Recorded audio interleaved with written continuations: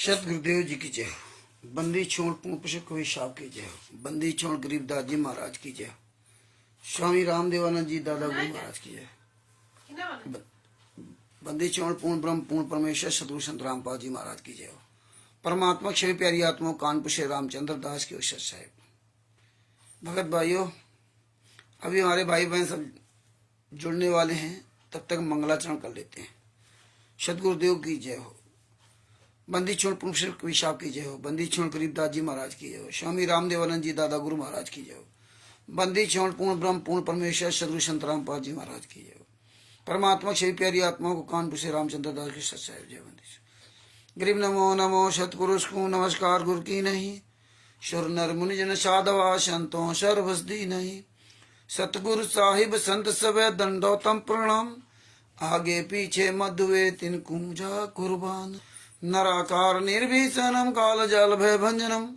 निर्लेपम निधि अगणम अकल अनुबे सुन धुनम। सोहम सुरति समापतम सकल समाना निरतिले। उजल हिरंबर हरदम बेपरवा अथा है। वार गलताना करो अनुग्रह सोई। पण कमल सत्य पुरुष निर्मोही। जगदम्बा जगदीशम मंगल रूप मुरारी। तन मन अर्पण शीशम भक्ति मुक्ति भंडारी। सुर नर मुनि जन ध्यावे ब्रह्मा विष्णु महेशा। शेष सहस मुख गावे पूजे आदि गणेशा। इंद्र गुण धर्म ध्यावे सुमरत जीवन जी का। मन इच्छा फल पावे 33 कोटि अंधारा। श्याम ध्यावे सहस 88। उतरे भव जल पारा। कटिए यम की चाहे कानपुर से रामचंद्र दास की ओर से पवन ठग और संजय ठग जैसे गद्दारों का भी काला चिट्ठा दिया हुआ है। इसमें राष्ट्रीय समाज सेवा समिति के गुंडों का पूरा काला चिट्ठा दिया हुआ है। इसमें जो है छुड़ानी धाम कांड से लेके छुड़ानी धाम कांड दिया संत रामपाल जी महाराज तक। ये सोचते हैं कि यार ये कैसी बता रहा है, सारे प्रमाण दे रहा है। बाद बाकी अन्य जितने हैं वो चोरों की तरह छुपे हुए। पवन ठग, संजय ठग, मेनन महाराज, किसी की हिम्मत नहीं जो संत रामपाल जी महाराज के बारे में प्रमाण सहित एक भी सारे केसों जजमेंट की फाइल पूरी दुनिया में वायरल कर दी। तिमिर दूत, पवन ठग, संजय ठग और ये मैनो असगुंडे, ये फूटी आंख इस पुस्तक को नहीं देख सकते। फूटी आंख देखिए, तिमिर दूत, पवन ठग, संजय ठग भूल गए सब। ये जजमेंट की फाइल जब से आ गई तब से और इनकी मौसी मर गई। और इनके साथ इस संगत भी गद्दार जो एक पुस्तक को ना देखे तो इसके अंदर जो जजमेंट की फाइल है वो तो देख ले कि हमारे गुरु जी क्यों सजा हुई, लेकिन नहीं। इसीलिए परमात्मा की दया से आज पूरी दुनिया सुन रही, समझ रही है कि धन्य है वो संत रामपाल जी महाराज के वो शिष्य जो आज अपने गुरु के कोटों की फाइल को पूरी दुनिया में तो वायरल किया ही किया और ये पुस्तक बना दी। ये सब अचंभित करते हैं। और जब से ये पुस्तक पूरी दुनिया में जा रही पीडीएफ के द्वारा, ऐसे पुस्तक के द्वारा, तो लोग ये सोचते हैं कि यार इतना बड़ा षड्यंत्र है और कैसे ये सब खुलासा कर रहे हैं लोग और निडर होकर के।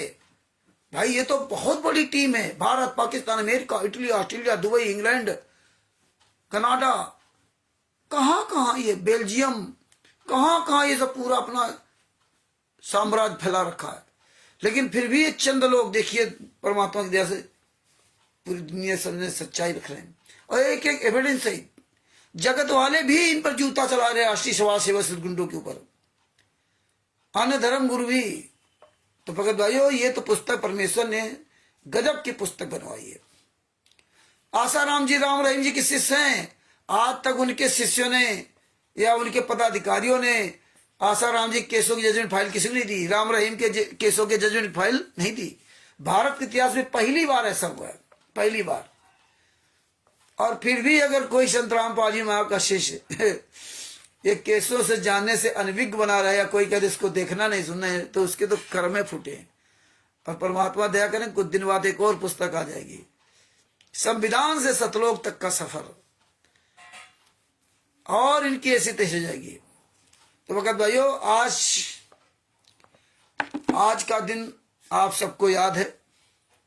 आज का दिन जो है बहुत दुखद दिन है। और आज के दिन की वजह से आज हमारे सतगुरुदेव संत रामपाल जी महाराज हिसार जेल में 10 साल से यातना सह रहे हैं, निर्दोष संत रामपाल जी महाराज, और दोषी बाहर घूम रहे हैं। राष्ट्रीय सभा सेवा समिति गुंडे बाहर मौज कर रहे हैं, देखिए। और ये गुंडे जब तक संत रामपाल जी महाराज को सजा नहीं हुई तब तक तो ये गुंडे मच्छर नहीं गिरेंगे। हाँ, जब तक संत रामपाल जी महाराज को सजा नहीं हुई तब तक तो ये दुनिया कुकर्म करते रहे और संगत कुकर्मों का भरपूर सहयोग करती रही। और 2018 में सजा हुई, 18 नवंबर का काला दिवस एक आध बार इन्होंने मनाया और सजा होने के बाद बंद कर दिया काला दिवस, भूल गए। क्योंकि इन्होंने का तो अपना उल्लू सीधा कर लिया, जो मेन काम था संत रामपाल जी महाराज को सजा करवाना वो करवा दिया। अब देखो 14, 15, 16 दिव्य धर्म यज्ञ, देखिए पहले तो परमात्मा की बड़ी दया कि आज हम सबको परमात्मा ने याद दिला दिया कि बेटा 18 नवंबर 2014 जो का दिन था, 2024 है, उसको याद कर लो क्या हुआ था।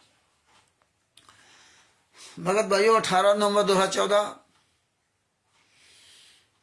का कांड क्यों हुआ, तो हमें इसकी जड़ से जाना पड़ेगा। जड़ से जाना पड़ेगा तब हमें बातें सारी समझ में आएंगी। और परमात्मा तो कहते तू डाल डाल में पात पात, इन्हीं के गंदे मुख से परमात्मा सारे एविडेंस निकलवा देता है। जैसा कि आप सबको पता है कि संत रामपाल जी महाराज अन्य देवी देवताओं से पूजा पाठ करते थे, सभी भाई बहनों को सत साहिब।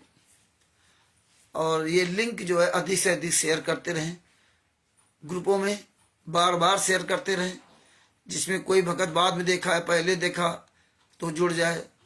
तो हर एक ग्रुप में ये लिंक भेजते रहें, फेसबुक वगैरह सब भेजते रहें। तो भगत भाइयों, आपको पता है कि संत रामपाल जी महाराज ने बाद में स्वामी रामदेवानंद जी महाराज को अपना गुरु बनाया। और संत रामपाल जी महाराज ने अपने गुरु को कहते हैं श्री सौपासद गुरुदेव को सफल हुआ शीश नित्यानंद जी महाराज के आप शीश पर आप बसे जगदीश निता। तो उन्होंने अपना सर्वस्व न्यौछावर कर दिया। 1988 में शिष्य बने और 1993-94 में नाम दीक्षा देने का अधिकार दे दिया। और अधिकार ऐसे नहीं दिया, सारे शिष्यों की परीक्षा दी थी, उसमें संत रामपाल जी महाराज पास हुए थे। जब पास हुए तो उनको अधिकार दिया। संत रामपाल जी महाराज ने बताया कि मैं तो पसीना पसीना हो गया। तो उनके सदगुरु स्वामी रामदेवानंद जी महाराज ने उनको आशीर्वाद दिया। क्या आशीर्वाद दिया कि तू चिंता न कर, मैं हमेशा तेरे साथ रहूंगा। बोलो बंदी छोड़ सदगुरु संत रामपाल जी महाराज की जय हो। जिसका गुरु इतना बड़ा आशीर्वाद दे दे, ये समझ लो कि उसका क्या हाल होगा। कितना गुरु खुश हुआ होगा, खुश थे वो जो इतना बड़ा आशीर्वाद दिया। घर परिवार छोड़ दिया, छोड़ने त्याग दिया और जींद में कुटिया बनाकर रहने लगे। जींद में कुटिया बनाकर रहने लगे। और जब देखो सबको त्याग दिया था, घर परिवार नाते रिश्तेदार महेंद्र भगोड़ा जितने थे सबको त्याग दिया, किसी कोई मतलब नहीं। लगभग 40-50 किलोमीटर जो भी दूरी हो उतनी दूरी जाकर कुटिया बनाकर रहने लगे। जबकि हमारे गुरुजी ने और कबीर साहब का ज्ञान कहता है कि घर में ही रह करके भक्ति करो, घर में ही रह करके। फिर संत रामपाल जी महाराज घर छोड़कर क्यों चले गए, यही बातें हमें आपको सोचना चाहिए। क्योंकि स्वयं परमात्मा कबीर साहब जिस पृथ्वी पर आए आज, इसलिए आप कह सकते परमात्मा की आज पूरे प्रमाण संत रामपाल जी महाराज दे दिए कि कबीर साहब परमात्मा थे। उस समय तो नहीं मानते थे, हम लोग पढ़ते थे तब भी नहीं मानते थे भाई। आज भी जो नहीं जानते वो तो कबीर साहब को एक अच्छी आत्मा बताते हैं, संत बताते हैं। तो स्वयं इस पृथ्वी पर आए एक बालक के रूप में, जिस तरह हमारा आपका जन्म होता है एक बालक के रूप में, तो हमारा आपका जन्म एक माँ के गर्भ से होता, बूंद से होता, वो डायरेक्ट आए, लेकिन उन्होंने वही शिष्य रूप धारण किया जो हमारा आपका शिष्य रूप धारण होता है। सेम वही काम किया जिस तरह हमारी आपकी परवरिश होती है, जन्म हुआ, किस तरह से पालन पोषण होता है और बड़े हुए, तो वही प्रवृत्ति हमारी हुई। और इसके बाद देखिए उन्होंने गुरु बनाया, और गुरु बनाया तो कितना आधीनी भाव से बनाया। देखिए जबकि वो जगत के गुरु थे, अन्य धर्म के गुरु थे, विष्णु भगवान के उपासक थे, लेकिन जानते थे, कबीर साहब जानते थे कि हमें नाम दीक्षा नहीं देंगे, तो पता है आपको। तो इसीलिए परमात्मा ने कहा था ये डोम बांट के गीत नहीं, इनको जरा गहराई से विचार किया करो, विचार किया करो गहराई से ना। तो स्वयं कबीर साहब एक छोटे से बच्चे के रूप में, आपको पता है कि जब स्वामी रामानंद जी महाराज नहाने जाते थे तो गंगा जी की सीढ़ियों पर एक छोटा सा बच्चा बनकर लेट गए और उनका पैर पड़ा तो देखा रे बच्चा है, तो राम राम कहने लगे। उनके गले की कंठी की माला उनके गले में पहन चली गई। तो इतना अधीनी भाव होना चाहिए, तब आप पार हो सकते हो। स्वयं कबीर साहब इस पृथ्वी पर आकर के गुरु को कितनी बड़ी महिमा दी, उनके पैरों के नीचे लेट गए वहां पर, यानी कि जान न पाए और पैर के नीचे लेट गए। बताइए, और आप क्या कर रहे हो? अपने गुरु को जेल में डाल करके माला जाप कर रहे हो, माला जाप कर रहे हो। 18/9/2014 का कांड भूल गए, 16-17 अक्टूबर 2018 को जो सजा हुई थी भूल गए, 30 से 35 दिन तक हमारे गुरु रिमांड में दिया, भूल गए। काले कमांडो पूरे भारत में, पूरे वर्ल्ड में शायद ऐसी घटना नहीं होगी संत के नाम से ना, जो इन काले कमांडो ने जो किया। एक तत्वदर्शी संत के शिष्यों ने इतने नीच काम किए कि एक कोई जगत का भी गुरु के नीच काम नहीं किए होंगे, और अपने आप को कहते हैं कि मुझे ये ज्ञान, मुझे ये ज्ञान, ये डिबेट वीडियो, वो डिबेट वीडियो। तो स्वयं कबीर साहब जी ने मुंह बोले माता पिता और 2 बालक, कमाल और कमाली, मतलब 4, अय जी पूरी हमारी आपकी वही विधि दिखाई। वो परमात्मा थे, फिर भी उन्होंने वही विधि इस संसार में आकर के कैसे भक्ति करना, कैसे पार होना, पूरी विधि उन्होंने समझाई 120 साल तक। लेकिन हमारे आपके आज भी उस विधि का एक भी शब्द हमारे आपके फर्क नहीं पड़ता। आप बचपन से लेकर जवानी तक खूब कमाया और बुढ़ापा आया तो फिर आपको चैन नहीं है। अब बूढ़े लोगों को सबसे ज्यादा तकलीफ है, जितने बूढ़े होते जाते हैं उतना ही तुमको घर परिवार बच्चों का मोह सताता जाता है, उतना ही तुम मोह माया में फंसते जाते हो। और परमात्मा ने कहा पालन पोषण तो करो, और कैसे पालन पोषण करो वो भी बताया, फिर मेहनत की कमाई से। और आप गाना क्या गाओगे? साईं उतना दीजिए जामे कुटुंब समाए, मैं भी भूखा ना रहूं साधु न भूखा जाए। ये वाणी आप लोग बोलते हो, लेकिन अपना गिरेबान झांक के देखो कि आप कितना झूठ बोलते हो, कितना मूर्ख समझते हो अपने परमात्मा को, अपने गुरु को। वो सब सुन रहा है, सुबह शाम तक मर रहे हो, है पैसा, है पैसा, है पैसा। दिन भरे में 150 रुपए मसाला नहीं खाते तो चाय और तमाम तरह कर लेते हो, खा पी लेते हो। हैं? संत रामपाल जी महाराज 20 रुपए रोज कमाते हैं जेल के अंदर, और तुम हजारों रोज कमाते हो, फिर भी तुम्हारा पेट नहीं भरता।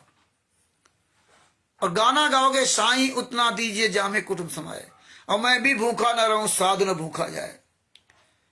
और अगर ये वास्तव इस लाइन पे चल रहे हो तब तो गाओ, ने तो ये गाना बंद कर दीजिए। हम तो यही आप लोगों से कहूंगा कि दूसरे को भी सुनाना बंद कर दीजिए। अपना गिरेबान झांक के देखो, क्या मैं उतना ही कमा रहा हूं कि साईं उतना दीजिए जामे कुटुंब समाए? वो नहीं कर रहे हो, वो नहीं कर रहे हो, ना हम कर रहे हो, ना आप कर रहे हो। और नहीं कर रहे हो तो कैसे पार होगे भगत जी? तो पूरी विधि उन्होंने समझाई, और हम उनके वंशज। आज हमारे सतगुरु संत रामपाल जी महाराज ने अपना घर त्याग दिया, संत रामपाल जी महाराज दूसरे की बुराई करते हैं, बुराई क्या मतलब सही बात बताते हैं, लेकिन लोगों को बुराई लगती है कि घर त्याग के जंगल में चले गए, लौट के फिर तुम्हें घर आना। लेकिन उन्हें अपना घर त्याग करके ना, रहे तो घर में है लेकिन कुटिया बना के दूसरे को मर रहे, लेकिन अपना घर त्याग दिया। और हमें आप सबको कहते हैं कि अपने घर में रहो, घर में रहकर भक्ति करो, चूचू में पानी है, चूचू में पानी। तो ये सब भगत जी बहुत गहराई से समझो, तभी पार हो पाओगे, वरना पार होना बहुत मुश्किल है। गाना गाने से काम नहीं चलेगा। परमात्मा बढ़िया, उनका कारोबार चलने लगा। कारोबार क्या मतलब, भगत समाज सब जुड़ने लगे, सच्चाई फैलने लगी। कुछ लोगों को लाभ हुआ तो उन्होंने करौथा में आश्रम बना दिया। आश्रम बना दिया तब गुरु जी से कहते हैं कि चलो महाराज, करौथा में जो है आश्रम में एक छोटा सा आश्रम बना दिया है, वहीं पे आप चलो। तो भगत भाइयों, परमात्मा दिया, इसमें तो षष्ठी मतलब सब परमात्मा ने लिखवाई दिया है, सदभूषण जी ने। लेकिन करौथा कांड के बाद ये पुस्तक ने निकाली थी, करौथा कांड का रहस्य। ये आप पुस्तक गूगल से डाउनलोड कर सकते हो अगर आपके पास ना हो। मुझे तो परमात्मा ने किसी भगत के द्वारा दिलवाई थी ये 2006 की पुस्तक। हम तो उसमें नाम दीक्षा कहाँ लिए थे। तो इसमें देखिए, करौथा कांड का रहस्य नाम पुस्तक जो है, इसमें देखो बंदी छोड़ भक्ति मुक्ति ट्रस्ट लिखा हुआ है। जितनी पहले पुस्तकें सब में बंदी छोड़ भक्ति मुक्ति ट्रस्ट।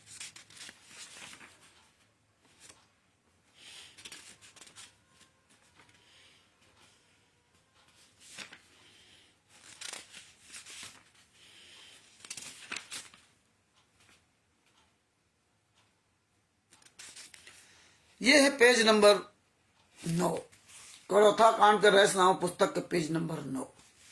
पेज नंबर 9 में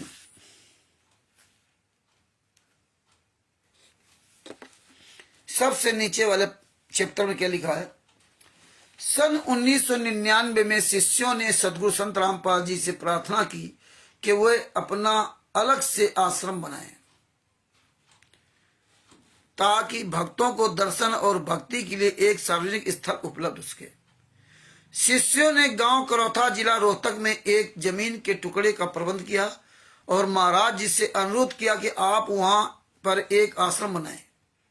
सर्व संगत के सहयोग से गांव करौथा में सतलोक आश्रम का निर्माण हुआ और उसका प्रबंध बंदी छोड़ भक्ति मुक्ति ट्रस्ट के हवाले किया। जब आश्रम का निर्माण हो रहा था तो छुड़ानी आश्रमों के महंत को अच्छा नहीं लगा और उन्होंने सतलोक आश्रम में गड़बड़ी करवाने के लिए असामाजिक तत्वों को भेजना शुरू कर दिया। ये सब इन्होंने बहुत इसमें सब लपेट लपेट करके लिखा इन्होंने। और पेज नंबर 11 पे लिखा इन्होंने, संत रामपाल जी महाराज कहते हैं कि मैंने ना तो आर्य समाज को बुरा बताया है क्योंकि हमारी आपस में रिश्तेदारियां हैं, मामा फूफी के भाई बहने हैं, और ना ही मार्स दयानंद को बुरा बताया है। मतलब ये जितने हमारे नाते रिश्तेदार हैं, मामा फूफी के भाई बहन हैं जो आर्य समाजी हैं। इस तरह संत रामपाल जी महाराज ने बताया। अब देखिए, इसमें पूरी कथा लिख रखी है, पेज नंबर 5 पे आपको सुनाता हूं।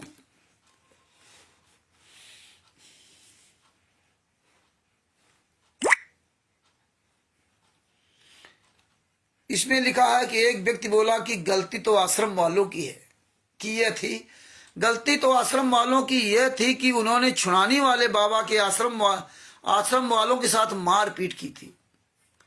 छुड़ानी में संत रामपाल जी महाराज के जो गुरु भाई था कोई, उसने संत रामपाल जी महाराज पर एक पुस्तक लिखी थी, शैतान बना भगवान, इस तरह कोई पुस्तक लिखी थी। कोई सुरेश कुछ नाम था, इसमें मुझे याद नहीं। तो ये लोग क्या किए, संत रामपाल जी माँ का यही सब अमित, महेंद्र भगोड़ा, राम कुमार ढाका, जितने भी लोग उसमें थे, ये सब वहां गए। जो जो उस समय होंगे, हो सकता है राम कुमार ढाका उस समय ना हो, तो ये मत सोचना कि नहीं नहीं रामचंद्र तो ऐसे बोल दिया। तो ये कई लोग वहां गए और इसमें संत रामपाल जी माँ का सगा बहनोई कृष्णा था। ये सब लोग वहां गए, जाकर के बहुत मारा उसको। और ये जो बहनोई इनका कृष्णा था तो रिवाल्वर इसके पास था, तो उसके नाक पे बट मार दिया था। बहुत खून खच्चड़ किया था। इन लोगों ने बिल्कुल, ये तो गुंडे हैं, चारों तरफ ने तबाह कर रखा था। तो इसमें लिखा कि मारपीट इसलिए लोग इकट्ठे होकर बदला लेने आए थे। बोले हमने उनको मारा पीटा था, या तो वो बदला लेने के लिए करौथा कांड करा दिया। देखिए, जबकि स्वयं सब करा रहे हैं, ऐसी चाल चलते हैं कि दूसरे पर उतरा दिया। एक अन्य व्यक्ति बोला कि छुड़ाने वाले दोनों आश्रम में कई वर्षों से जाता रहा हूं, मेरी 61 वर्ष है, मैं 25 वर्ष का जाने लगा था। उन दोनों आश्रम वालों को कई बार झगड़ा हुआ, एक दूसरे को बुरी तरह से पीटते थे, तब कोई नहीं गया किसी पक्ष में लड़ाई करने। पहले तो समाचार में आया कि 30 किलो सोना, 17 बोरी नोटों की मिली, AK-47 बंदूक भी मिली। फिर तीसरे दिन एसपी रोहतक के स्टेट आश्रम में कोई अवैध हथियार नहीं मिला, जबकि वहां भी सब अवैध हथियार थे, वहां भी सब कुछ कर रखा था इन्होंने।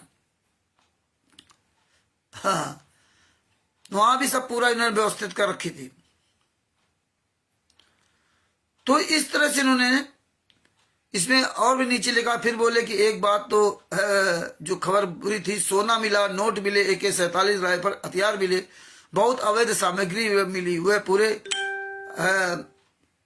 हरियाणा पृष्ठ पर अखबार वालों ने छापा और खंडन वाली खबर की। कुछ नहीं मिला, वह केवल रोहतक वाले अखबार में छापे। अखबार वाले भी डांडी मार गया, अर्थात पक्षपात किया। यह सब राजनीति का प्रभाव था। अन्य ने जवाब दिया। एक बोला कि वहां जमीन के नीचे अंडरग्राउंड 8 कमरे थे। वह पुलिस वाला बोला कि आपने इनका खंडन नहीं पढ़ा। दूसरा बोला कि पढ़ा तो था। अन्य ने कहा कि मैं 25 वर्ष छुड़ाने से जाता रहा हूं। इस तरह से इन्होंने तमाम, इसमें जो है AC लगा था, क्या क्या चीजें सब वहां मिली।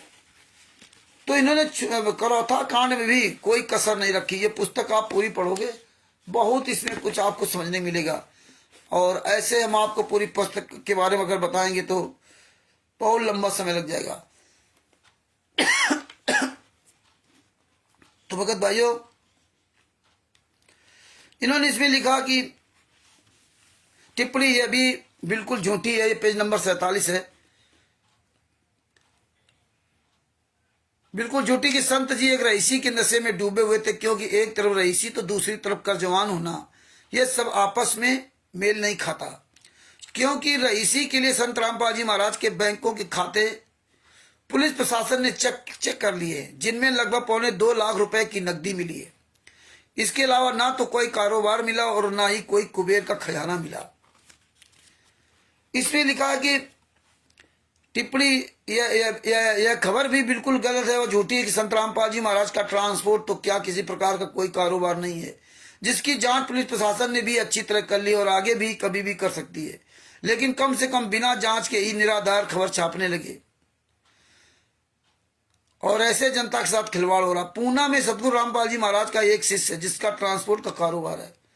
अब यदि शिष्य की ट्रांसपोर्ट को ही संत जी का ट्रांसपोर्ट बोलते हैं, तो फिर ऐसे भगत भी हैं जिनकी एक छोटी सी दुकान ही थी और उसका दुकान को ही सरासी तत्व ने 11-12 जुलाई 2006 को आग लगाकर जला दी। अच्छा हुआ कि ये खबर नहीं आई कि जो दुकानें जली हैं, हो सकता उनमें संत जी का हिस्सा हो। और ये बात सही है। 1000 ट्रक चल रहे हैं अंजू मंजू के नाम मुंबई में, 1000 ट्रक। और उसका जो इसमें मुझे नाम नहीं आ रहा है, पूना में है। हमने उसको फोन भी किया था, लेकिन बात नहीं करता। ये सही बात है, 1000 ट्रक चल रहे हैं। ये जो भी लगते हैं घुमा फिरा के लगते हैं, लेकिन परमात्मा सब सच्चाई उगलवा देते हैं, क्योंकि उनको पता है कि जान तो सब गए हैं। तो ऐसे ही इसको घुमा फिरा के लिखो कि लोग सही को झूठ मान लें।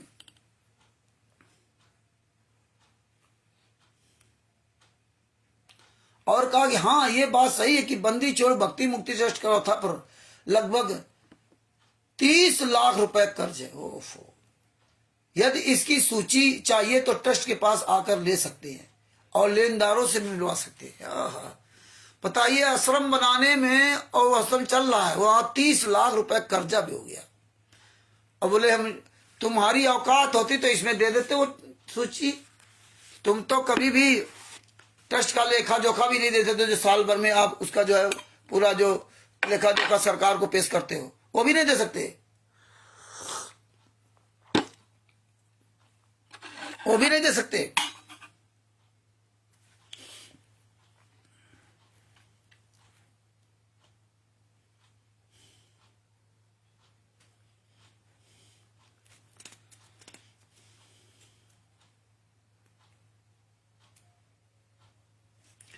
इस तरह से इन्होंने इसमें भी लिखा बाप रे बाप ऐसा बाप यही कहते रस्सी को सांप बना दिया। वही खबर जो आप लोगों के पास भेजा था, ये सब इसमें पूरा प्रमाण इसमें दिया हुआ है। और अयासी का आरोप भी उसमें भी लगा था, उस समय भी जो यहाँ था वही बरवाला, जो बरवाला में था वही वहां का था।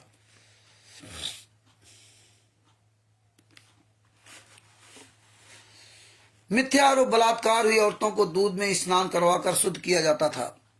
ये पेज नंबर 51 पे करौथा कांड रहस्य का नाम पुस्तक के पेज नंबर 51 पर सेम घटना वही की जो करौथा में किया था, ये बरवाला में किया था। थोड़ा बहुत नहीं इसमें अंतर का बात, बाकी सब वही किया इन्होंने। क्या लिखा?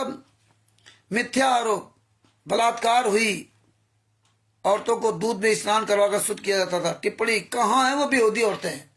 अब बलजीत की बेटी बबीता ने पूरी दुनिया के सामने कहा था, हम बिस्तर का आरोप लगाया, कहाँ है वो? बलजीत की बेटी बबीता अभी जेल में है एक केस में, बाद बाकी सभी केस में जमानत हो गई। और इसी बलजीत की बेटी बबीता और बलजीत की पत्नी ने, यानी कि बबीता की मां ने जेलर दहिया पर झूठा केस लगाया था। वो तो परमात्मा की दया थी कि वो उस दिन छुट्टी पर था 3 दिन के लिए, सारे सबूत मिल गए, नहीं तो फंस जाता। तो ये देखिए कैसे 18 नवंबर 2014 का कितना भयंकर अंजाम दिया। और इसमें लिखा कि अब ये लिख रहे कहाँ विरोधी औरतें हैं, एक को तो लाओ सामने, एक को तो सामने लाओ। ये सही बात है, सामने नहीं आ रहे हैं इसीलिए तुम फमक रहे हो। 18 नवंबर 2014 के बरवाला कांड में भी जिन महिलाओं को नग्न करके कमरे में बंद किया था, वो कहाँ महिलाएं चली गईं? जिन महिलाओं को और बूढ़े बुजुर्गों को गेट के बाहर ढाल बना करके बैठा रखा था, वो महिलाएं कहाँ चली गईं? कहाँ चली गई महिलाएं? जो बरवाला आश्रम के अंदर लोग थे, जब इन्होंने अफवाह उड़ाई थी संत रामपाल जी महाराज ने छली छोड़ दिया, तो भगत कहाँ चले गए? वो क्यों नहीं आवाज उठा रहे? तुम्हारा मुंह बंद होना, तुम्हारी बुजदली की वजह से आज ये घटना दोबारा फिर दोहराई 18 2014 का। इसीलिए आज भी देख लीजिए, लाखों संगत गूंगी बहरी अंधी बन के जा रही, वही लोग सबसे बड़े दोषी 18 नवंबर 2014 के पहले वाले। और ये तो 2006 वाले जो कांड देखे थे, ये सब कहां मर गए? ये क्यों नहीं पब्लिक को बताते हैं? लेकिन यही लोग सबसे ज्यादा वहां जा करके पैसा दे करके अरे झूठे आरोप लगाए थे, परंतु सांच को आंच नहीं होती। यदि सोने पर कीचड़ डाल दिया जाए तो उसकी कीमत नहीं घटती। संत रामपाल जी महाराज निर्दोष हैं तथा सतलोक आश्रम में जाने वाले श्रद्धालु आज भी अडिग है और रहेंगे। बताइए भगत भाइयों, ये सब है कि आप सब लोगों को ये सब सोचना चाहिए। इन सभी पहलुओं पर नजर डालते हुए ये पेज नंबर 55 नजर डालते हुए देखा जाए तो यह प्रतीत होता है कि ये एक धार्मिक रजिस्टर्ड संस्था बंदी छोड़ भक्ति मुक्ति ट्रस्ट रजिस्ट्रेशन नंबर 3955 की वसंत रामपाल जी महाराज की ख्याति को धूमिल करने के कुठित प्रयास के तहत एक बहुत बड़ा षड्यंत्र रचा गया।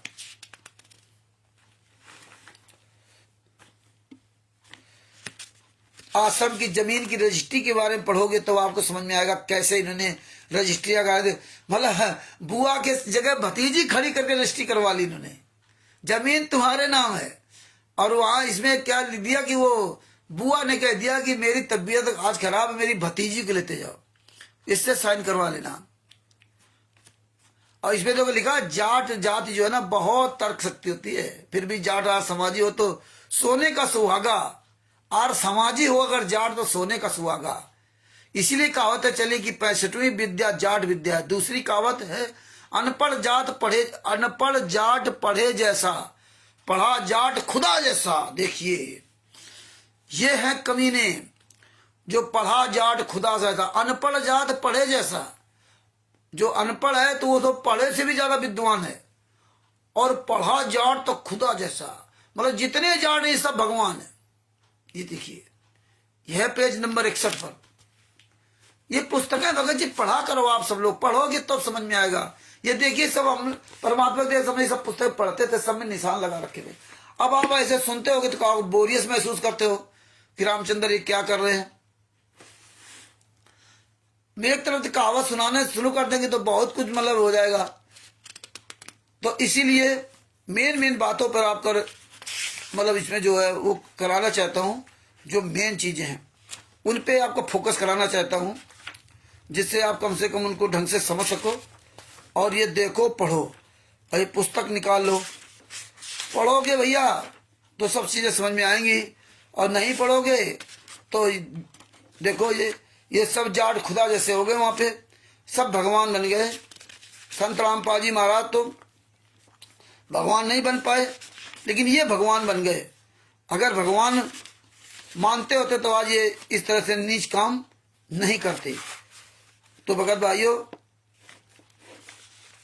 इस तरह इसमें बहुत बातें हैं। इसमें एक प्रकरण आपको सुनाता हूं।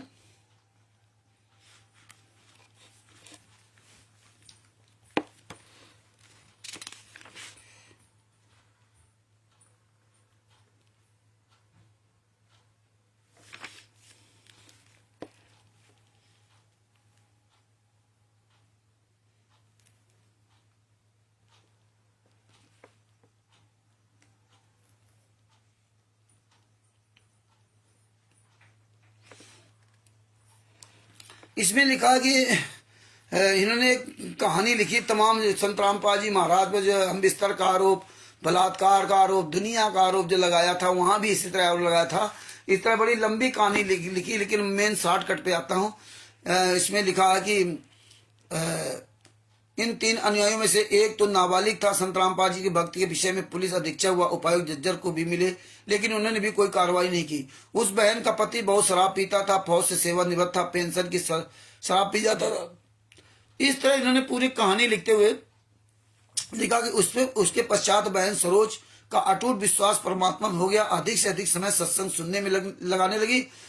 उस गुरुद्रोही जैसे दुर्बुद्धि व्यक्तियों ने तो बहन मीराबाई जैसे भक्तमती को भी नहीं छोड़ा था। यदि सीता जी पत्नी श्री रामचंद्र भगवान वर्तमान में किसी आश्रम में अपने दुख के समय को व्यतीत करती, तो उस बागी जैसे वह आर्य समाजी कहलाने वाले तथा वर्तमान के मीडिया वाले तो उस माता व ऋषि वाल्मीकि जी पर भी कीचड़ उछालने में कोई कसर नहीं समझी छोड़ते हैं। त्रेता युग में गर्भवती सीता जी, और ये दुनिया कहानी लिखते लिखते उन्होंने क्या कहा कि उन्होंने माता सीता पर कोई लांछन नहीं लगाया था। वर्तमान के आर्य समाजी, ये पेज नंबर 30 पर बैक कर रहे हैं, वर्तमान के आर्य समाजी व गुरुद्रोही जैसे नकली संत व विवेकहीन मीडिया वाले तो आज उस स्थिति को भी दुष्प्रचार कर डाला, परंतु सांस में आंच नहीं। उस ढोंगी ने जिस प्रकार एक अच्छे खानदान की बहन के चरित्र पर कीचड़ उछाला है, उसी प्रकार उस संजय पुत्र श्री बलवान सिंह मिस्त्री गांव करौता की बड़ी बहन आयु 26 वर्ष व माता भी उस कमरे में अन्न की तरह अपने गुरुदेव के दर्शन व चरण स्पर्श करती थी, क्योंकि उस समय केवल एक ही कमरा जो 12 बाई 18 वर्ग फुट का था तथा एक रसोई तथा स्नान घर बना था जिसमें संत रामपाल जी महाराज विश्राम करते थे। एक बड़ा हॉल था जिसमें आश्रम के स्थायी सेवक विश्राम करते थे। उस ढोंगी ने अपनी माता तथा बहन के विषय में क्यों नहीं लिखा? उसकी बहन तथा माता जी भी कभी कभी उसी रसोई घर में महाराज की चाय आज बना कर आती थी। यदि उसकी पुस्तक में लिखे मिथ्या लेख में सच्चाई थी तो उसी समय क्यों नहीं लिखा जब सन 2000 में आश्रम से गया था? बताइए, सन 2000 में आश्रम से चला गया था, तब यह अनारो माई कहाँ चली गई थी? तब चाय बना ली कोई, तब भी चाय बना ली कोई दूसरी रहती थी। सतलोक आश्रम करौथा में भी ये नहीं आसपास थे। बैक डोर से गालियां भी देते थे संत रामपाल जी महाराज को। ये अनारो माई, जैसा कि मुझे लोगों ने बताया कि अनारो माई जा करके वहां आश्रम के बाहर ये स्वयं गालियां देती थी जैसे हम आप लोग नहीं कहते कि साधु बन गया लड़का, पड़े हुआ बच्चे को छोड़ करके ना, लड़के बच्चे भूखे मर रहे हैं, कहाँ जाए, नौकरी त्याग दिया और यही जीविका थी, तो गालियां देती थी वहां जाकर के। आप देख लीजिए, बहन सरोज को बदनाम करने का कारण यह है कि एक बार उस संजय कृष्णादास को भक्तों के फोन सुनने के लिए आश्रम का मोबाइल फोन दे दिया। उस महीने 4,000 रुपए मोबाइल बिल का खर्चा आया। इस तरह से ये सब पूरी कथा इसमें लिखते चले आते हैं लोग, दुनिया की कथा लिखते हैं। और इसके बाद इन्होंने जो ना लिखा कि संत रामपाल जी महाराज की सगी बहन, देखिए अब यहां सुनना, ये कितने नीच कितने कमीने लोग हैं भगत जी। पैसे के लिए ये अपना सब कुछ दाम लगा देते हैं और कहते हैं कि पढ़ा जाट खुदा जैसा, अनपढ़ जाट पढ़ा जैसा और पढ़ा जाट खुदा जैसा। यही देखो पंजाब में सुभाष चंद्र ने अपनी पत्नी और बेटी का आरोप लगा दिया कपड़े फाड़ने का, जबकि हम कभी गए नहीं थे। तो इनकी फितरत में शामिल है, पैसा चाहिए। अब देखो यहां पर लिख रहे हैं संत रामपाल जी महाराज की बहन के बारे में। संत रामपाल जी महाराज की सगी बहन जो सब भाई बहनों में छोटी है, वह भी सत्संग में साथ जाती थी। उस समय संत रामपाल जी महाराज के पास एक ही जीप थी जो संगत ने सेवा के लिए दे रखी थी। दोनों भाई बहन तथा अन्य सेवक जीप में यात्रा करते थे। दुर्बुद्धि प्राणी जो उसमें संजय जैसे कृष्णदास जैसे थे, हाँ ये संजय था वही जिसको मारा था, पर कहते थे कि देखो ये संत कैसा जो जवान लड़की को साथ रखता है। अन्य बहुत अभद्र व्यंग करते थे। जो व्यक्ति स्वयं जैसा होता है वह अन्य को भी वैसा ही जानता है। अब ये बहन पता नहीं रहती थी कि नहीं रहती थी, आज उसी बहन ने तो सजा करवा दी। राजबाला बहन ने संत रामपाल जी महाराज, भगवान वही कृष्णा है, राजबाला ने संत रामपाल जी महाराज के खिलाफ बयान दिया। अब देखो कितने सच्चे अच्छे होंगे लोग। जो व्यक्ति स्वयं जाता है जैसा होता है वैसा उसको नजर आता है। एक चोर किसी नेक पुरुष के घर रात्रि को रुका। ये दुनिया कहानी लिखते हैं फिर रात्रि बिताने बहाने, क्योंकि उस दो चोर ने, अब हमें कहानी क्या बताएं। अब हम मेन संत रामपाल जी महाराज के बारे में बताता हूँ। ठीक इसी प्रकार उस संजय कृष्णदास आर समाजी, ये पेज नंबर 32 है, वह आर समाजी व मीडिया तथा मीडिया में सूचना देने वालों की स्थिति जाने, क्योंकि जो दोष संत रामपाल जी महाराज तथा आश्रम में जाने वाली सब समाज की बहन बेटियों में देखा गया, वह उन व्यक्तियों में उस चोर की तरह था। अब देखा सतलोक आश्रम बरवाला में कितना सर समाज था। आज देखो आश्रमों में यहाँ कैसा लूट खसोट गुंडाई हो रही है, लड़कियों की जिंदगी बर्बाद की जा रही है रबैडी के नाम पर, लड़के लड़के दोनों की, कितना बुरा हाल है।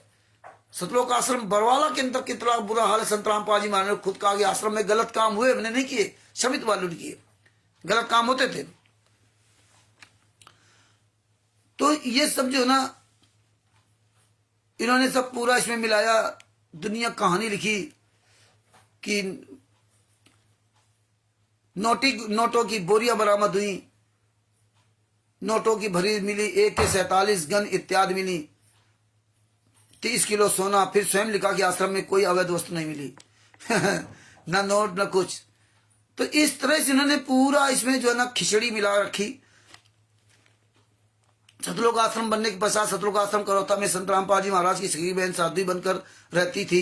संत जी के माता पिता भी आश्रम में भक्ति उद्देश्य से स्थायी रह रहे थे, लेकिन पत्नी का कहीं नाम नहीं है कि संत रामपाल जी महाराज की पत्नी अनारो माई भी साध्वी बन के आश्रम में रह रही थी। संत रामपाल जी महाराज की बेटी भी आश्रम में साध्वी बन के रह रही थी। ये मंजू अंजू अनारो माई संत रामपाल जी महाराज दोनों बेटे भी साधवा बन के रहते। तो साध्वी साधवा, संत रामपाल जी महाराज का भाई महेंद्र भगोड़ा भी साध्वी बन के रहता था। बहन का नाम दिया, भाई आई सब मर गए थे। आज देखिए कितने बड़े सब भगत बने घूम रहे हैं। देख लीजिए अनारो माई को बढ़िया बढ़िया कपड़े पहन करके बढ़िया कैसे फोटो की आरती उतारी, फोटो डाल कहीं 4 रोटी बना दिया उसकी वीडियो। ये देखिए किस तरह नाटक चल रहा है। ये कहाँ चली गई थी? ये साध्वी की जरूरतें नहीं थी? सेवा तो इनको करनी चाहिए ना। कहीं भी इनका नाम नहीं आता है। ये कभी भी वहां आश्रम में थे, ये तो मौज करते थे अपने घर में।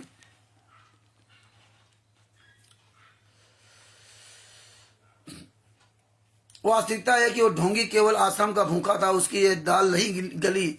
जिस महंत भगत राम जी को अब गुरु बनाकर आश्रम प्राप्त किया, उस संत भगत राम जी आश्रम की कोठी दयालदास छुड़ानी के विषय में कहा करता था, भगत राम तो प्रत्यक्ष राक्षस है। एक औरत के साथ भगत राम जी के अवैध संबंध थे। वह औरत उनके साथ आश्रम छुड़ानी में रहने का आग्रह करने लगी। इस तरह से उन्होंने इतनी इसमें अश्लील बातों को लिखा है भगत जी, मैं क्या बताऊं। ये तो केवल आपको एक दिखाना था, एक रिहर्सल था कि आप लोग ये सुन लो, देख लो, और आपको कुछ अखबार की कटिंग भी सुनाता हूं, जो हमने अखबार भी सुरक्षित कर रखे थे, ये भी सुन लीजिए।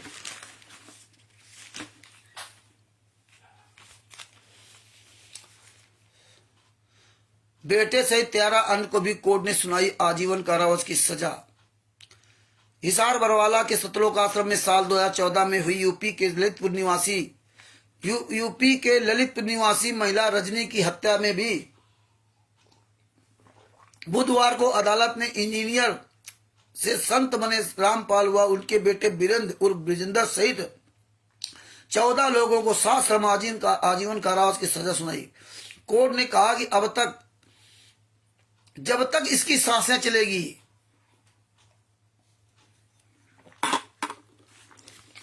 ये सब अखबार हम रख रखे, इसमें लिखा जब तक इनकी सांसें चलेगी, याद रख लीजिए अब लोग, हाँ ये याद रख लीजिए, ये खुशियां मत बनाइए।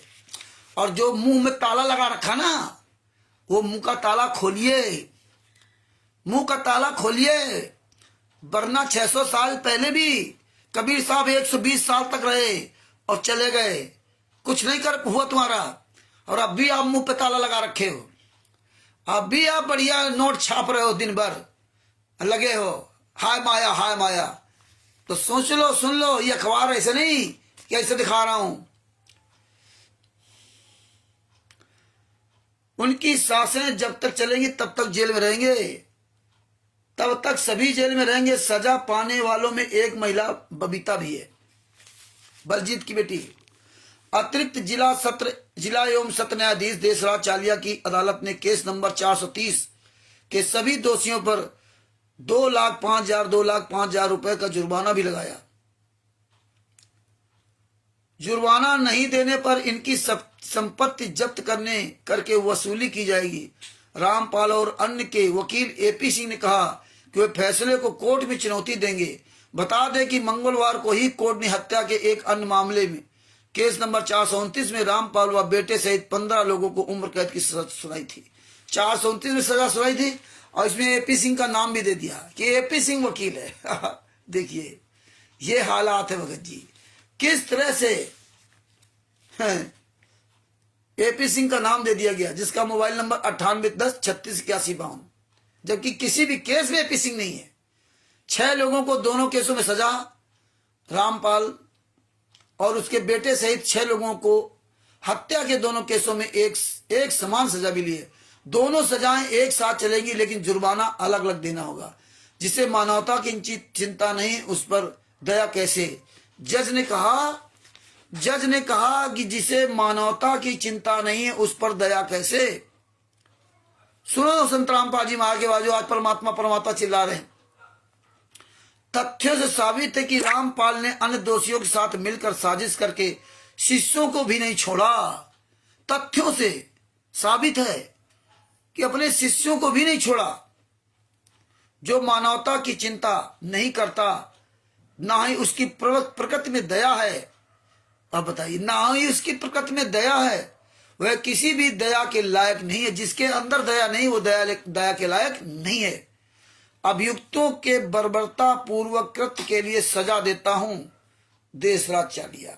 अब आप समझ लीजिए, बैठे रहो मुंह पर ताला लगाए, जपते रहो प्रथम मंत्र दूसरा मंत्र सार नाम। ऐसे देशराज चालिया जी ने हमारे गुरु जी कहा है, क्योंकि ऐसे आचरण दिखाए गए हैं। और आप कहते जेल से ऑडियो आ रही, वीडियो आ रही है। ये कब तक अपने आप को धोखा देते रहोगे।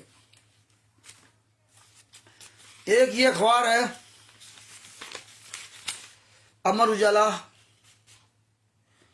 12 अक्टूबर 2018। हिसार हिंसा में रामपाल हत्या का दोषी करार दो मामलों में 22 सहयोगी भी दोषी। 16-17 अक्टूबर को सजा सुनाई जाएगी। वही जो मरते दिन तक आजीवन कारावास की सजा, FIR नंबर 429-34 के।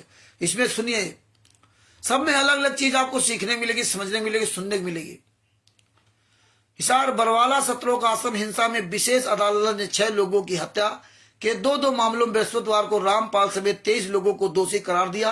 अतिरिक्त जिला व सत्र न्यायाधीश DR चालिया की कोर्ट दोषियों की हत्या व आपराधिक षड्यंत्र के लिए 16-17 अक्टूबर को सजा सुनाएगी।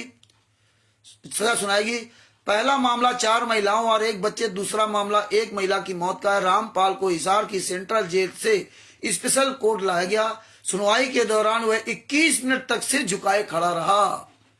21 मिनट तक सिर झुकाया खड़ा रहा। हमें आपको चुल्लू भर पानी डूब के मर जाना चाहिए, है जिसने हम आप सबको सीना तान करके सर सीधा करके जीना सिखाया।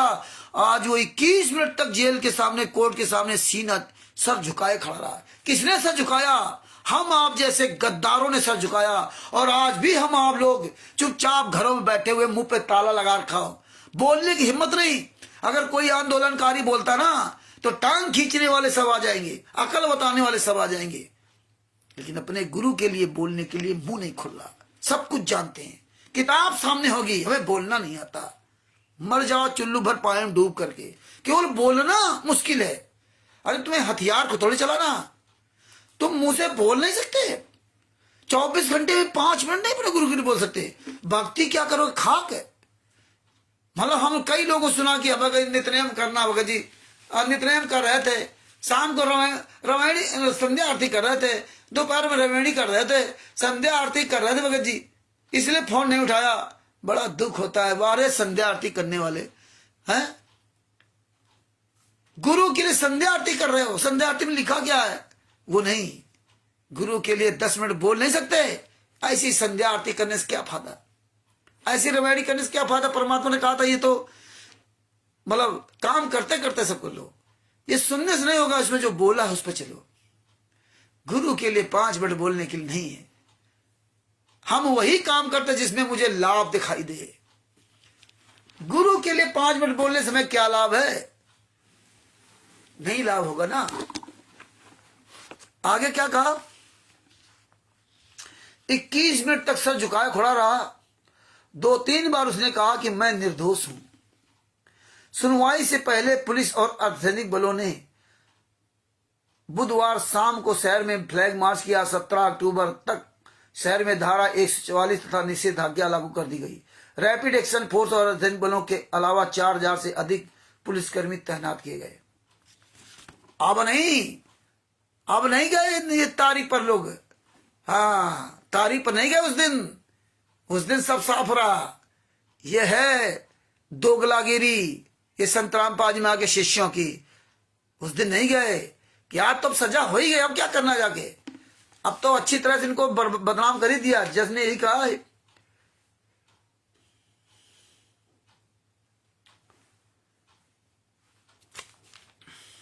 सतलोक आश्रम हिंसा में नवंबर 2014 में 6 की हुई थी मौत। 3 साल 10 माह 22 दिन चला मामला। 136 दिन हुई सुनवाई। 3 साल 10 माह 22 दिन तक इस मामला चला। 136 दिन सुनवाई हुई। मतलब 30 जोड़ लो, 3 3 9 3 4 12 3 18 53 15 मतलब मात्र 1.5 लगभग 136 दिन। 3 साल में 136 दिन। तो इसमें लिखा देशद्रोह मामले में सुनवाई 19 को। रामपाल व अन्य आरोपियों पर देशद्रोह, सरकारी काम में बाधा पहुंचाने, हत्या के 2 मामले समेत 6 केस दर्ज है। सरकारी काम में बाधा पहुंचाने के आरोप में रामपाल बरी हो चुका है। देशद्रोह के मामले में 937 आरोपी हैं, जिस पर सीजीएम कोर्ट में सुनवाई चल रही है। अगली सुनवाई 19 अक्टूबर को होगी। आर्य समाज पर टिप्पणी के कारण हुआ था विवाद। रोहतक के पास करौता आश्रम में रामपाल की आर्य समाज पर टिप्पणी के कारण 12 जुलाई 2014 को विवाद हो गया था। 12 जुलाई 2014 को ध्यान रखिए, इसमें 3 की मौत हो गई थी। केस की सुनवाई के दौरान 14 जुलाई 2014 को रामपाल को हिसार कोर्ट लाया गया। समर्थकों ने कोर्ट को घेर लिया। वकीलों को अंदर नहीं जाने दिया। वकील कोर्ट चले गए। 2 बार समन पर भी रामपाल पेश नहीं हुआ। 5 नवंबर 2014 को वारंट जारी हुआ। 14 नवंबर 2014 को बरवाला आश्रम में हजारों समर्थकों ने पुलिस पर पेट्रोल बम व पत्थर फेंके। 19 नवंबर को रामपाल और उसके सहयोगियों को गिरफ्तार किया गया। इसमें 5 महिला और 1 मासूम बच्चे की हत्या हो गई। 12 जुलाई 2014 का इन गुंडों ने विवाद किया। कहां पर? अब आप सोचिए ये दोबारा ये कांड क्यों हुआ। 12 जुलाई 2014 को उन्होंने रोहतक में वहां कांड किया, और जब कांड किया तब संत रामपाल जी महाराज की जो ना हाजिरी माफी कैंसिल की कि अब आप जो ना हिसार कोर्ट में आएंगे। तो 14 जुलाई 2014 को इन्होंने पूरा हिसार कोर्ट को हाईजेक कर लिया। अंदर कोर्ट में वकीलों को नहीं जाने दिया, उनके कार्ड छीन लिए। बहुत नीच काम किया। मतलब अच्छी तरह संत रामपाल जी महाराज को इन्होंने पूरी तरह से बदनाम कर दिया, और संत रामपाल जी महाराज को इन्होंने कहीं का नहीं छोड़ा। और हम आप लोग जो है ना आज भी उस बात पर ध्यान नहीं देते हैं। तो भगत भाइयों आगे देखो, इसमें लिखा है संत रामपाल जी महाराज पेज नंबर 9 पर, उसी का थोड़ा बचा हुआ।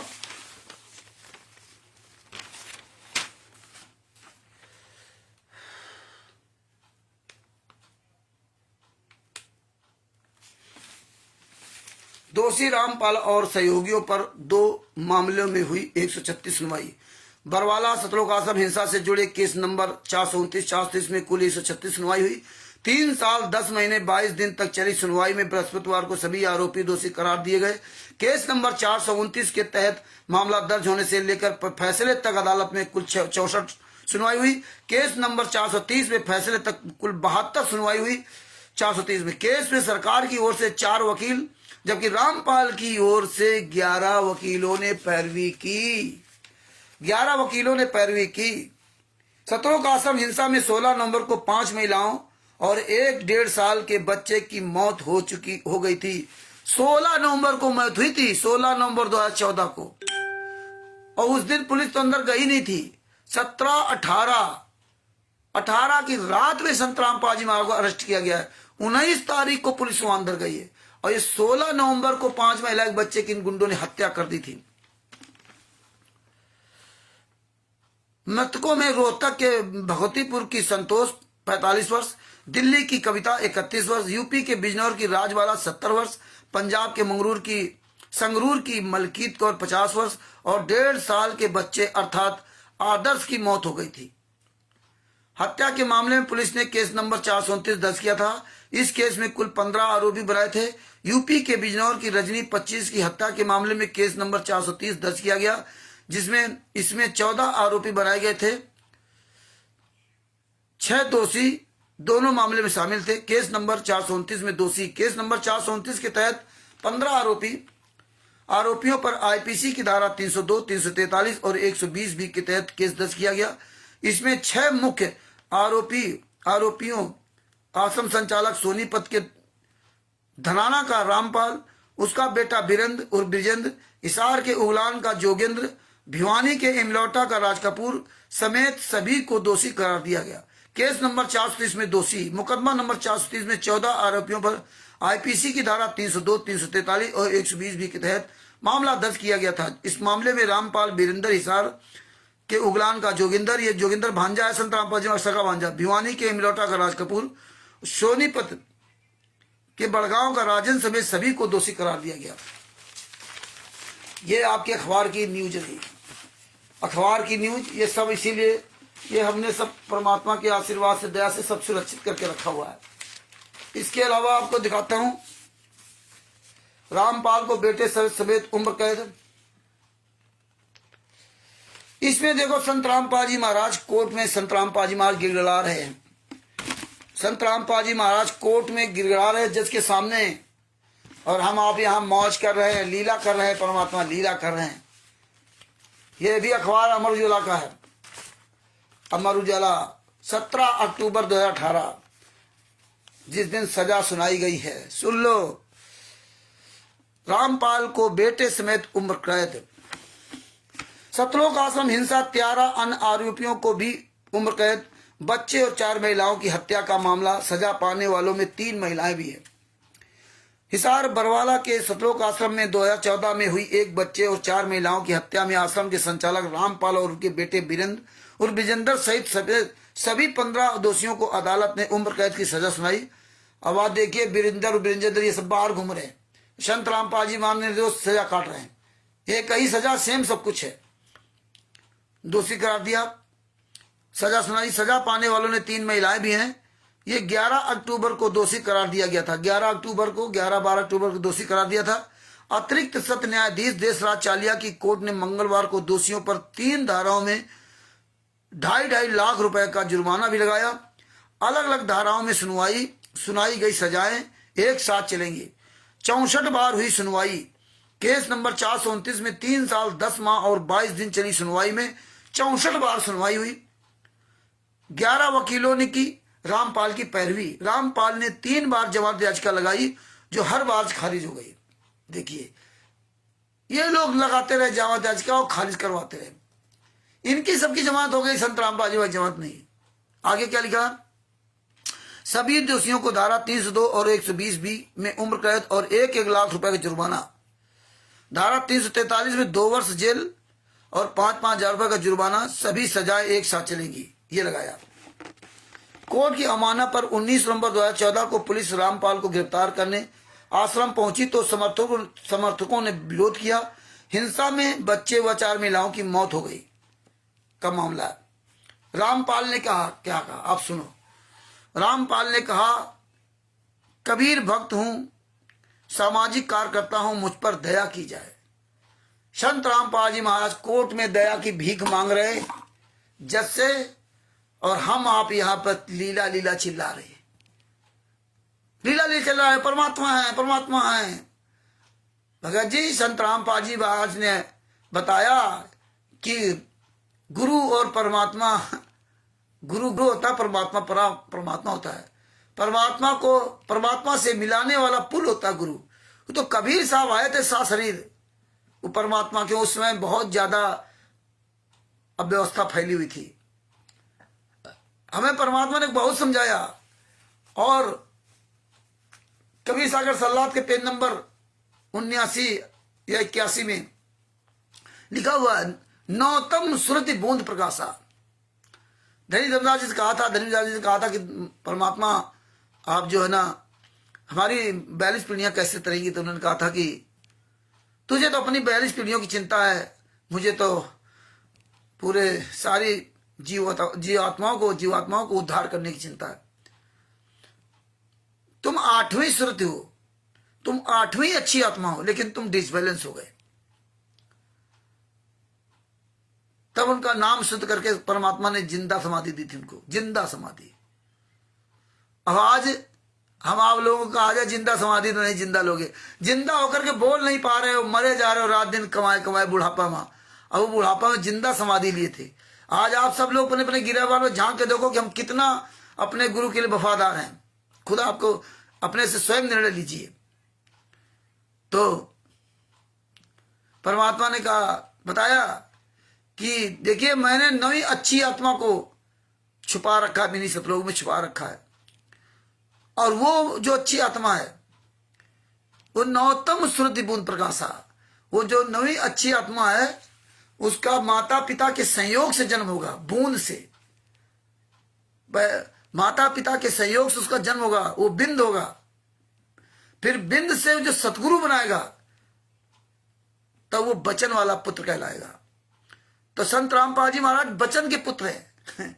और पवन ठग जैसे लोग जीव के चटोरे स्वाद के लिए, पैसा लूटने के लिए, और जो वही भाषा पवन बोलता वही भाषा ये सब बोलने लगे। लीला कर रहे हैं, परमात्मा है, लीला कर रहे परमात्मा। इनकी सबकी साठ गांठ है तीनों की। तो भगत भाइयों, परमात्मा संत रामपाल जी महाराज कह रहे, रामपाल ने कहा, कबीर भक्त हूं, सामाजिक कार्य करता हूं, मुझ पर दया की जाए। Court room live.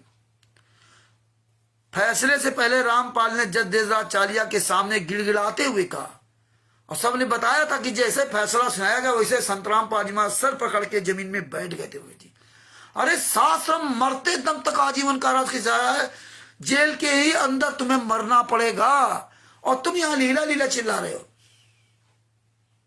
जेल के अंदर ही शरीर छोड़ना पड़ेगा। गरीबदास जी महाराज ने 2 बार शरीर छोड़ा, यहां पे 7 शरीर नहीं गए गरीबदास जी महाराज। गरीबदास जी महाराज कबीर साहब के अलावा कोई 7 शरीर नहीं गया। गरीबदास जी महाराज से लेकर स्वामी रामदेवानंद जी महाराज तक सब लोगों ने शरीर छोड़ा। और परमात्मा ने कहा ना सतगुरु जननी जना ना उसके माँ बाप, और 4 दाग में आता नहीं ना वहां तीनों ताप। वो 4 दाग में नहीं आता जो सतगुरु होता है। तो अभी बताइए गरीबदास जी महाराज सतगुरु कहां हुए? कोई सतगुरु नहीं हुआ। न संतराम पाल जी महाराज हुए जो 4 दाग में आए। लेकिन ये बात है, हम आपको समझे नहीं, समझते नहीं तो क्या करें। जो जीव आत्मा, जो आत्मा है, ये 4 दाग में नहीं आती। ये शरीर तो यहां रह जाएगा, लेकिन जब ये सब समझोगे तब समझ आएगा। परमात्मा ने बताया, गिड़गिड़ाते हुआ कहा कि जज साहब, मैं कबीर भक्त हूं और सामाजिक कार्य करता हूं, गरीबों की मदद करता हूं, पेड़ पौधे लगवाता हूं, भ्रूण हत्या रोकने और दहेज रहित शादियां और नशा मुक्त समाज के लिए कार्य करता हूं। घटना के समय से बीमार था, आने जाने पर डॉक्टर की ओर से मनाही थी। मैंने किसी को नहीं उकसाया। जो कार्रवाई हुई वह पुलिस की तरफ से हुई। मेरे चरित्र पर कोई दाग नहीं है, ना ही मैं आदतन अपराधी हूं, इसलिए मुझ पर दया की जाए। क्योंकि संतराम पाल जी महाराज को तो ये लोग उल्टा उल्टा सब बताते थे ना। वहां इनके वकील भरते थे उल्टा जाकर के। जैसे हमारे खिलाफ FIR लिखवा दिया मलोट में, पंजाब में, और लेटर जेल से भेजा गया। जेल से लेटर भेजा गया संतराम पाल जी के साइन कि हमारे नाम से ये लोग उगाही कर रहे थे, इनके खिलाफ कार्रवाई की जाए। और हमने किसी को भी दान पाठ पैसा लेना और सत्संग करने का अधिकार नहीं दे रखा है। और हम तो वहां कभी कहे नहीं थे, ना तो हम सत्संग करते थे ना हम पैसा लेते। सत्संग तो ये लोग करवा रहे हैं, दान पाठ का पैसा ये ले रहे हैं। और या FIR लिखवाई तो अपनी पत्नी बेटे कपड़े फाड़ने का FIR लिखवाई, ये नहीं लिखवाई कि दान पाठ दशवांश का पैसा ले रहे थे। देखिए, तो संतराम पाल जी महाराज के द्वारा जेल से लेटर में क्या लिख के आया और यहां कर क्या रहे, यही उन्होंने रुड़की में किया, यही मेरठ में हमारे साथ किया। वो तो आपको सब कुछ सुनाया। जब सब कुछ दिखाया बताया तो आपको बातें समझ में आएंगी, और ना आपको दिखाया बताया होता तो ये बातें आपकी समझ में नहीं आती। इसलिए सारी बातें ढंग से सुनोगे तब समझ में आएगा। तो आगे इन्होंने क्या कहा, हाई कोर्ट जाएंगे रामपाल। रामपाल के वकील का कहना है कि वह फैसले के खिलाफ हाई कोर्ट में अपील करेंगे। अब बताइए, आज तक गए वकील? कोई गया? कोई नहीं गया। क्यों जाएंगे? हत्या किसने की? अब तो सब शीशे की तरह साफ हो गए ना। ये कहानी है। तो भगत भाई आगे क्या लिखा, महिला की हत्या के मामले में सजा आज। अदालत बुधवार को केस नंबर 430 में सजा सुनाएगी। इस मामले में भी रामपाल व उसके बेटे बीरेंद्र उर्फ विजेंद्र सहित 14 लोग 11 अक्टूबर को दोषी करार दिए जा चुके हैं। इनमें एक महिला भी शामिल है। यह केस एक महिला की हत्या से जुड़ा है। आगे क्या लिखा है, जज बोले, जब संतराम पाल जी महाराज ने यह बात कही कि मैं कबीर भक्त हूं, सामाजिक कार्य करता हूं, मुझ पर दया की जाए, तो जज बोले मैं भी कबीर भक्त हूं। जज साहब ने कहा कि मैं भी कबीर भक्त हूं, दोहे सुनता हूं, धर्म की आड़ में सजा से नहीं बच सकते। हाँ, धर्म की आड़ से सजा नहीं बच सकते। आप धर्म की आड़ लेकर के गलत काम करें, और गलत काम कर कौन रहे थे और कौन कर रहे हैं ये आप सबके सामने है। धर्म की आड़ में काम गंदा करें ये, और लड़ा रहे गुरु शिष्य को। और शिष्य तो क्या करे बेचारा, शिष्य तो ज्ञान दे सकता है, ये मूर्ख सॉरी गुरु तो ज्ञान दे सकता है ना, गुरु क्या करे बेचारा। ये शिष्य इतने कमीने हैं कि यही शिष्य सतलोक में धोखा दिया, यही शिष्य 600 साल पहले धोखा दिया, और ये वर्तमान में धोखा दिया। गुरु क्या करे? ये सारे शिष्य मिलकर के अपने गुरु की ऐसी तैसी करा दी। हम 100 आदमी कह रहे कि आप 100 लोग बोलने वाले हो जाओ, आप 100 लोग तैयार नहीं हो पा रहे हो। कब से चिल्ला रहे हैं? आप लोगों पर टाइम ही नहीं कि सोचो यार हम कम से कम, अब हमारी जिम्मेदारी घर से खत्म हो गई, हमारे लड़के बच्चे सेटल हो गए, चलो भाई जवान लड़के काम धंधा कर रहे हैं, लेकिन तुम तो कम से कम जागो। और तो जवान है उनको भी जागना चाहिए। हैं 100 आदमी नहीं तैयार हो पा रहे, 100, और हम ये सब पूरा पता नहीं क्या क्या पथन्ना सब रखे हुए। आप सब हमसे पैसे वाले हो, आपके पास सबके पास समय है। ये देखिए फाइल है, एक फाइल नहीं है, सोच नहीं पाओगे फाइलों के ढेर। ये सब फाइलों के ढेर लगा रखे। ये क्या है? अब सोचो कैसे हम इनको पढ़ते होंगे, कैसे इनको सुरक्षित रखा। ये सब फाइलें बनाई अभी, एक फाइल नहीं है, 15-15, 20-20 फाइलें ये सब है। ये क्या है? ये सब आप लोग नहीं कर सकते क्या? आप लोग भी तो इंसान हो हमारी तरह, हम कोई सीखने को थोड़े गए हैं। ये सब फाइल है पूरे, कैसे? लेकिन कोई मतलब नहीं, दर्द होगा तो करोगे। तो भाइयों जागो, ये सब चीजें करेक्शन करो। आगे क्या कहा? जयसराज चालिया जी ने रामपाल की दया की गुहार पर कहा, मैं खुद कबीर भक्त हूँ और दोहे सुनता हूँ। कोर्ट आते समय रास्ते में मेरी गाड़ी में कबीर के दोहे चलते हैं। कबीर की साधना के लिए व्यक्ति विशेष की जरूरत नहीं है। धर्म की आड़ लेकर सजा से बच नहीं सकते। सजा तथ्य व नियमों के आधार पर दी जा रही है। तथ्य व नियमों के आधार पर सजा दी जा रही है। अपराधी को सजा भुगतनी होगी। आखिरी क्षणों में यह केस मुझे सौंपा गया। तारीखें हाई कोर्ट की ओर से निर्धारित थीं, इसलिए मुझे तय समय में फैसला करना था। आप सभी ने जो सहयोग किया है उसका धन्यवाद।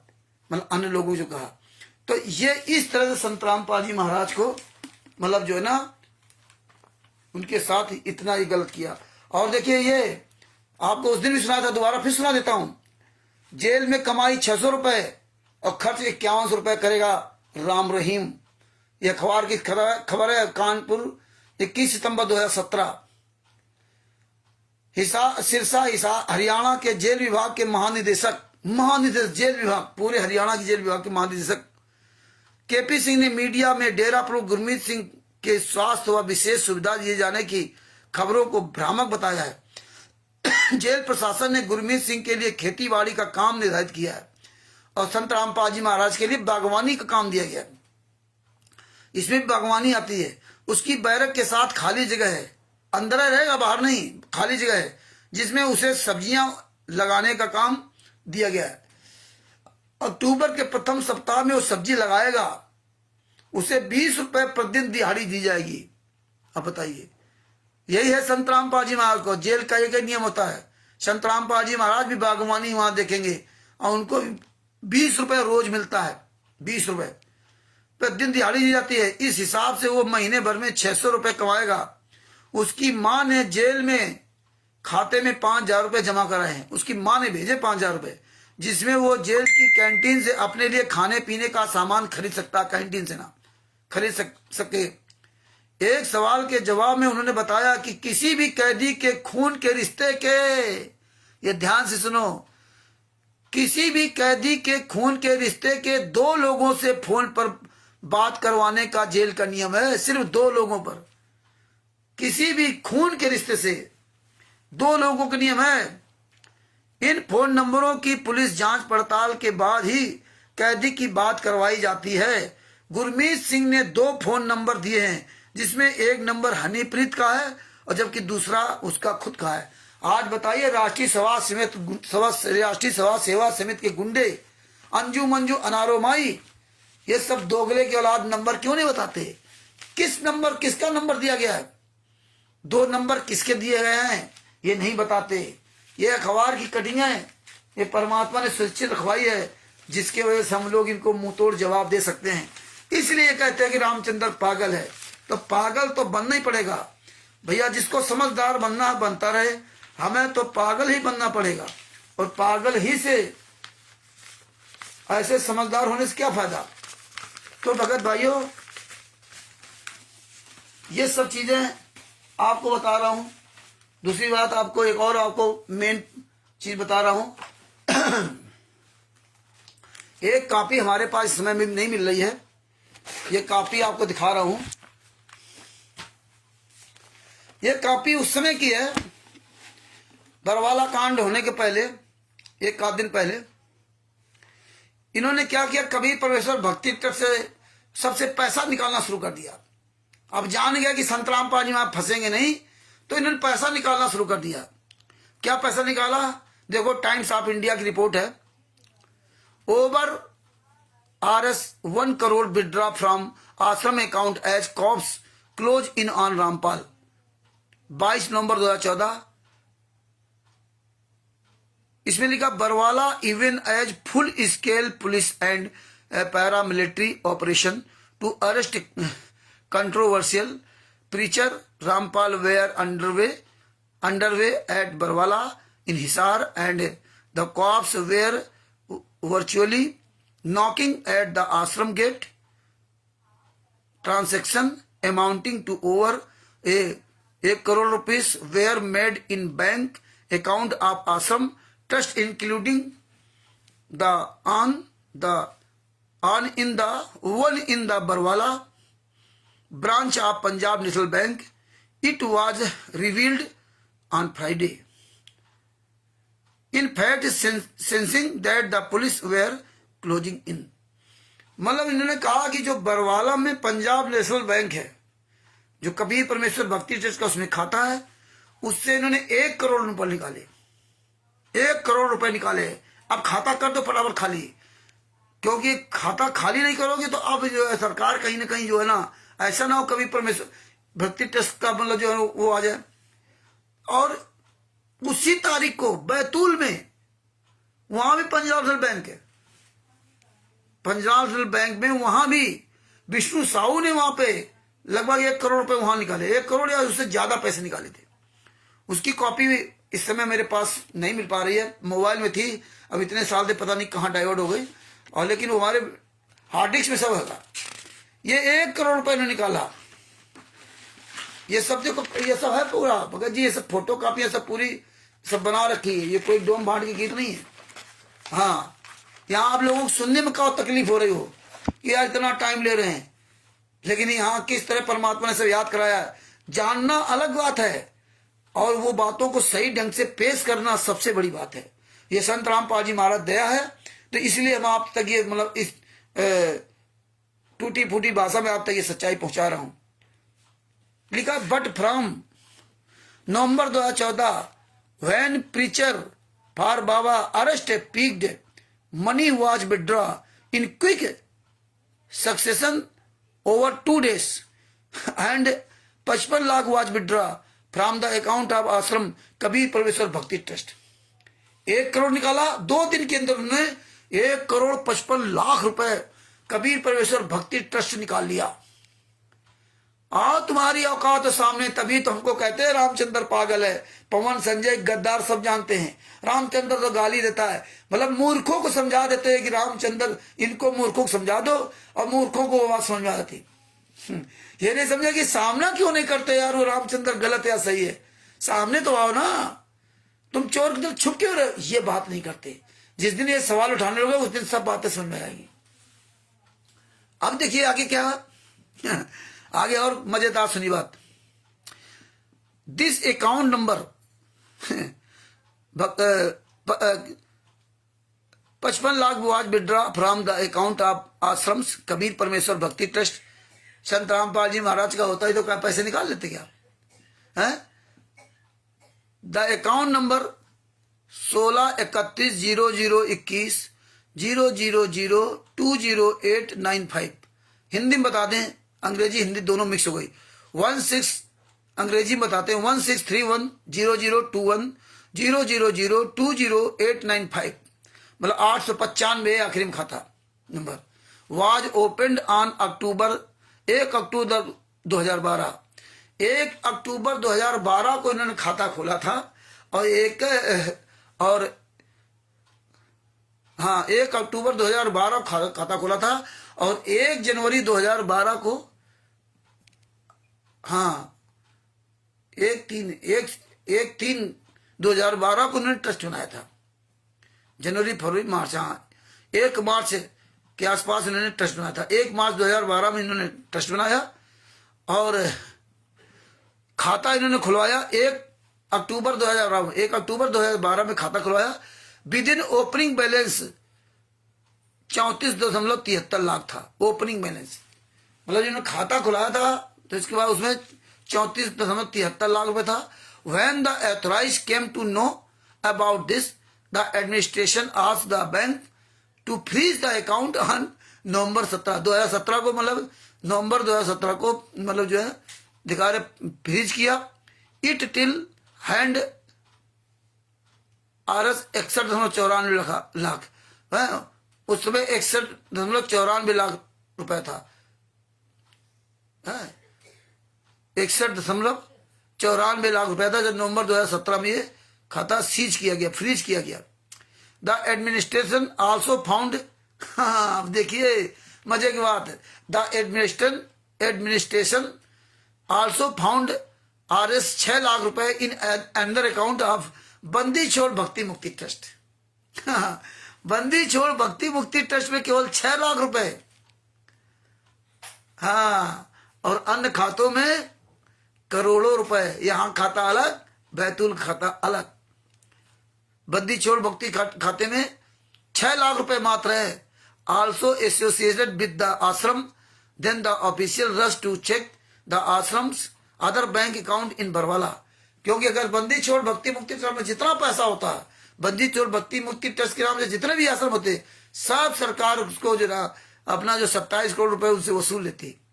लेकिन पहले इन्होंने इस तरह व्यवस्था कर रखी थी, क्योंकि ये सब प्री प्लान के तहत काम किया था। Source said the administration logged at couple of account, दोनों अकाउंटों को मतलब जो है लॉक कर दिया in a nationalise bank at Barwala, but it had negligible balance. The official believe that money was withdrawn from them. The administration then ordered to bank authorized to block only withdrawal from ashram account. तो इस तरह से भगत भाइयों ये सारे हमारे पास सबूत collection में हैं, और सारे सबूत परमात्मा ने इस तरह से हमें दे रखे हैं, और वो आप तक इसीलिए सच्चाई पहुंचाता हूं, और आप इनको समझिए और देखिए, और परमात्मा दया करेंगे कि, और ये हमारे आपके द्वारा दिए गए पैसे को इन्होंने देखिए 11 लाख रुपए इन्होंने दिया था जाटों को। एक बार 5 लाख रुपए दिया और 11 लाख 1 रुपया दिया। रामपाल समर्थकों ने दिया 11 लाख का चंदा। जाट आरक्षण को लेकर जसिया में चल रहे धरने पर रविवार सुबह ही संत रामपाल के समर्थक बसों में भरकर घटनास्थल पर पहुंचने शुरू हो गए थे। दोपहर तक जिले में ही नहीं बल्कि अन्य प्रदेशों में भी रामपाल समर्थक भारी संख्या में जसिया धरने पहुंच गए और अपना समर्थन दिया। वहीं धरने पर पहुंचे समर्थकों ने धरने पर 11 लाख रुपए का चंदा भी दिया, जिसका वहां मौजूद जाट समाज लोगों ने हाथ उठाकर स्वागत किया। 20 फरवरी 2014 को है, 20 फरवरी 2014 को रामकुमार ढाका ने 11 लाख रुपए दिया था। वह कहते उसकी वीडियो वगैरह सब आई थी, और एक बार फिर 5 लाख रुपए दिया। इस तरह हमारे आपके पैसे का ही सब दुरुपयोग करते रहे। तो भगत भाइयों यहां तक तो ये बातें चली। अब आते हैं मेन पॉइंट पर भगत जी, अब आते हैं मेन पॉइंट पर। संत रामपाल जी महाराज को करौथा कांड में इन्होंने सजा करवा दी। सजा नहीं, जमात ही नहीं करवाई। ये सब लोग अपनी जमात पर बाहर आ गए, और संत रामपाल जी महाराज की इन्होंने जमानत नहीं कराई। क्यों नहीं जमानत कराई? कि उसमें प्लानिंग थी कि अगर हम जमानत करा लेंगे तो फिर अपना आश्रम ये सब चालू हो जाएगा। देखिए कितनी बड़ी प्लानिंग थी। जमानत नहीं कराई इन्होंने। क्यों नहीं जमानत कराई? अब आप सोचिए कि जब ये सबको जमानत मिल गई तो संत रामपाल जी महाराज को जमानत मिल जाती, क्योंकि संत रामपाल जी महाराज तो उसमें दोषी थे ही नहीं। तो संत रामपाल जी महाराज की जमानत क्यों नहीं कराई, जिसमें ये कार्यक्रम बंद हो जाए और 22 महीने तक जेल में रहे। और जब कोर्ट ने देखा कि 22 महीने तक कोई इनको छुड़ाने नहीं आया, तब कोर्ट ने इनको पर्सनल बॉन्ड में जमानत दी। और भगत समाज अब भी मुंह पे ताला लगा रखा कि ये जो मनोज संत रामपाल जी महाराज का लड़का उस दिन जो भौंक रहा था ना, इसलिए भौंक रहा है। जो हम लोग सब लोग लाइव बोलने लगे सब लोग, इसलिए भौंक रहा है। तब बताइए 22 महीने तक जमानत नहीं कराई इन लोगों ने। और देखिए लगभग 25-30 लाख की जो भी गाड़ी हो, बुलेट प्रूफ गाड़ी, वो गाड़ी ले ली। चांदीराम से बात किया तो कह रहा बच्चों ने बना ली, इसमें क्या हो गया। मतलब संत रामपाल जी महाराज की जमानत के लिए पैसे नहीं, और 22 लाख रुपए 25 लाख की जो भी गाड़ी हो, उसमें बुलेट प्रूफ गाड़ी 40 लाख की जो भी हो, वो बुलेट प्रूफ गाड़ी बना ली। बुलेट प्रूफ है, इतना डर लगता है। और जब भक्ति में इन लोगों को भरोसा नहीं अपनी जिंदगी का, ये बुलेट प्रूफ गाड़ियां ले घूम रहे कि कोई गोली ना मार दे, तो आप लोगों को क्या, आप लोगों को समझ नहीं आता कि यार जब इनका कोई बचाव नहीं है तो हमारा कैसे बचाव होगा।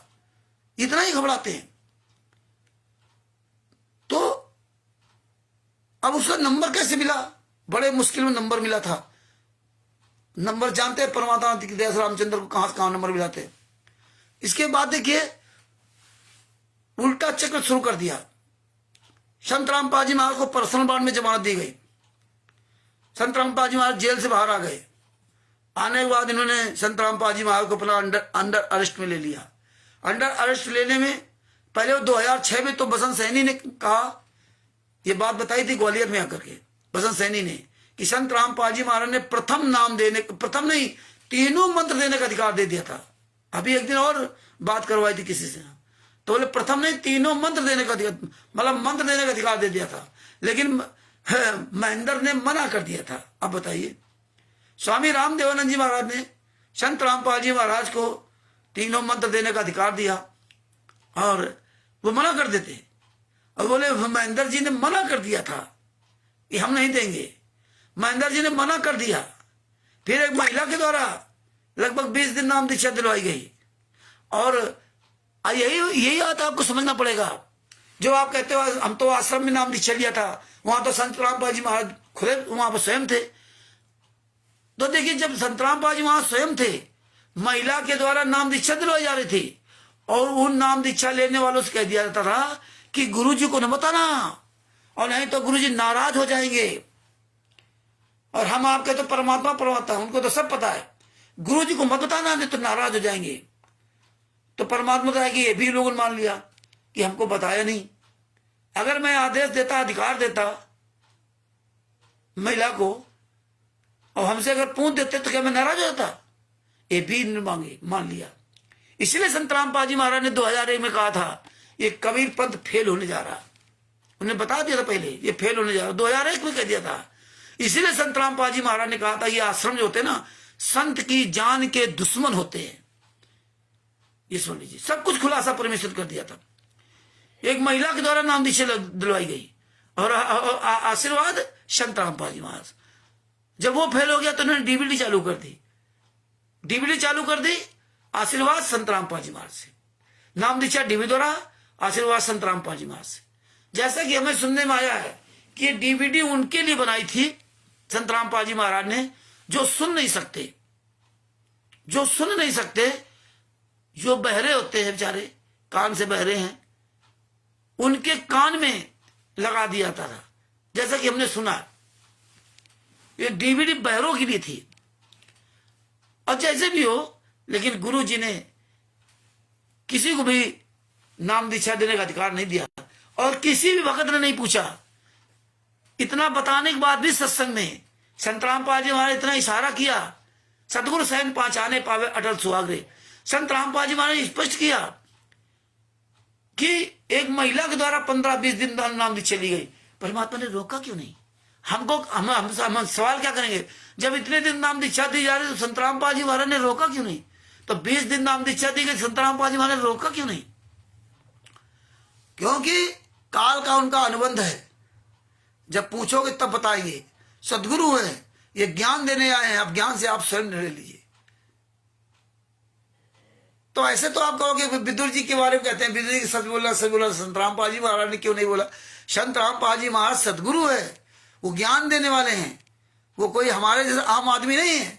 और सदगुरु का काल का अनुबंध है कि आप ज्ञान बताइए। परमात्मा ने ज्ञान बोला, सत्संग सुनाए, अब वो तुम सत्संग ना सुनो तो तुम्हारी गलती।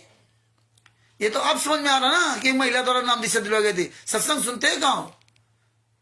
किसी भगत ने आप तक पूछा हो संत रामपाल जी में बताओ कि हमने पूछा था ये डीवीडी द्वारा नाम दीक्षा गुरु जी दी जाए, तो क्या आप दिलवा रहे हो? आपने अधिकार दिए क्या? आदेश दिया क्या? क्योंकि आप तो बता रहे थे महिला के द्वारा नाम दीक्षा दिलवाई गई थी, और गुरु जी ने बताते तो हमें आपको पता ही नहीं चलता। और गुरु जी ने कहा जब भक्तों ने बताया, किसी भगत ने कह दिया होगा, वो भी दूसरे भगत ने बताया, तब परमात्मा ने कहा कि हम उनको बहुत डांटा। लेकिन संत रामपाल जी महाराज ने ये नहीं बताया कि महिला कौन थी। क्यों नहीं बताया? जितना पूछा, जितना बताया उतना ही बताया, आगे नहीं बताया कौन महिला थी। पूरी इंक्वायरी क्यों नहीं की गई? वो महिला कौन थी, कौन लोग थे, किसी का उजागर नाम नहीं किया। ये हमारी आपकी कमी है कि हमें आपको सचेत रहना पड़ेगा। ये डीवीडी और नाम दीक्षा चालू की गई, तब से आश्रम में रहते थे। कहते गुरु जी आश्रम में हमें आशीर्वाद देते थे, हमें हमें आशीर्वाद देते थे, हमें बता दिया तुम्हारा नाम सिद्ध करा लो जाकर के ना। तो आशीर्वाद तो उसको भी देते थे, 15-20 दिन तक आशीर्वाद दिया सबको। नाम दीक्षा परमात्मा ने किसी ने रोका। जब परमात्मा ने कहा किसी ने बताया मुझे, तब जो है उनको डांटा, तो उनके कर्म खराब हो गए। तो ये बातें आपको समझनी पड़ेंगी। फर्जी नाम दीक्षा दिलवाते रहे और इसके बाद इन्होंने अपना वही कुकर्म चालू कर दिया। ये सारा सब कुछ अपना हाईजैक कर लिया था। 2010 में इन्होंने राष्ट्रीय सेवा समिति का निर्माण कर लिया। वहां पे 51 गुंडों को तैयार किया, कोऑर्डिनेटर सब बनाए, पूरी व्यवस्था इन्होंने की। और 51 गुंडे राष्ट्रीय सेवा समिति के, किसी ने ये सवाल नहीं किया भैया ये तुम क्या कर रहे हो, गुरुजी वहां है, यहाँ ये तो हमारे कबीर पंथ में है ही नहीं कि राष्ट्रीय सेवा समिति है, क्योंकि वहां तो पूरा बताया गया उनको। ये पर्चा 4 पन्नों का दिया गया, वहां का पूरा इस देश को, पूरे भारतवर्ष को सोने की चिड़िया बनाने ख्वाब दिखाए गए। लेकिन किसी ने सवाल नहीं किया। 51 तो ये छटे हुए गुंडे थे कि हम यहां भक्ति करने हैं कि ये करने आए, क्योंकि ये सब समझ गए थे कि यहां जो पब्लिक आती गूंगी बहरी अंधी आती है। और इसके बाद बरवाला कांड में देख लो, ये लोग आए दिन कांड पे कांड करते रहे, आए दिन कांड पे कांड करते रहे। 2013 में कांड कर दिया, करोथा कांड, दोबारा फिर दोहरा दिया। वो पुलिस कस्टडी में आश्रम था, उसमें एक सोनू नाम का व्यक्ति मर गया। सोनू नाम का तो 2006 वाले में रहा था, 2013 में एक और दूसरा मरा था। लेकिन वो संतराम पाजी मावा केस नहीं लगा, क्योंकि वो पुलिस कस्टडी में था आश्रम। वो केस ही नहीं संतराम पाजी मारा लगा। और ये तबाह करते रहे। फिर उन्होंने कई कांड वहां की छोटी मोटी घटनाएं करते रहते थे कि किस तरह संतराम पाजी महाराज की बदनामी हो, और बदनामी संतराम पाजी महाराज की। तब 12 जुलाई 2014 को फिर उन्होंने करोथा में कांड किया, जो कि आप अभी आपको सब सुनाया। 12 जुलाई 2014 को फिर उन्होंने कुकर्म किया। तब कोर्ट ने संतराम पाजी महाराज का जो है ना वो जमात कैंसिल किया, और तब कहा था कि 14/7/2014 को आप कोर्ट में जो है ना आप हाजिर लगाने हैं, वो भी हिसार कोर्ट में, यहां नहीं आना रोहतक में। फिर भी इतनी छूट रोहतक कोर्ट ने दी। लेकिन इनको तो पूरी प्लानिंग के तहत सारा काम किया था। तभी इन्होंने पहले से राष्ट्रीय सेवा समिति बना ली थी। तभी इन्होंने काले कमांडो सब तैयार कर लिए थे, सबकी ड्रेसें बनाना, शील्ड लाना, ये सारी व्यवस्थाएं पहले कर ली थी। पवन भाई जैसे लोगों, तो पूरी सेना तो उन्होंने पहले बना ली थी। 14/7/2014 तक के पहले उन्होंने पूरी अपनी तैयारी कर ली थी, और तैयारी करने के बाद ही सबको कर्म करना शुरू किया था। और रोहतक कोर्ट को हिसार कोर्ट को हाईजैक कर लिया। हाईजैक करने के बाद इन्होंने वहां जो वकील सुबह ड्यूटी आते थे, उनकी चाबियां छीन लेना, उनका परिचय पत्र छीन लेना, और उनको धक्का मुक्की करना, बहुत नीच काम किया इन्होंने हिसार कोर्ट में। और वही कोर्ट की अवमानना का जजों ने, वहां जो हिसार कोर्ट के जज वकीलों ने एक मीटिंग करके हाई कोर्ट चंडीगढ़ को बताया, क्योंकि चंडीगढ़ हाई कोर्ट जो है कि अंडर ये नीचे वाले कोर्ट आते हैं हाई कोर्ट।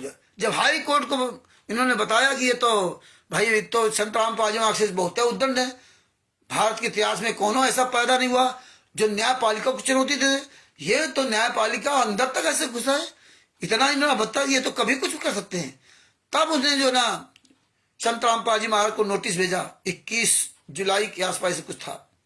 संतराम पाजी महाराज ने 26 अगस्त को शायद ऐसा जवाब दिया वहां पे ना कि काले कमांडो मेरे नहीं है, ये इन सबके हैं।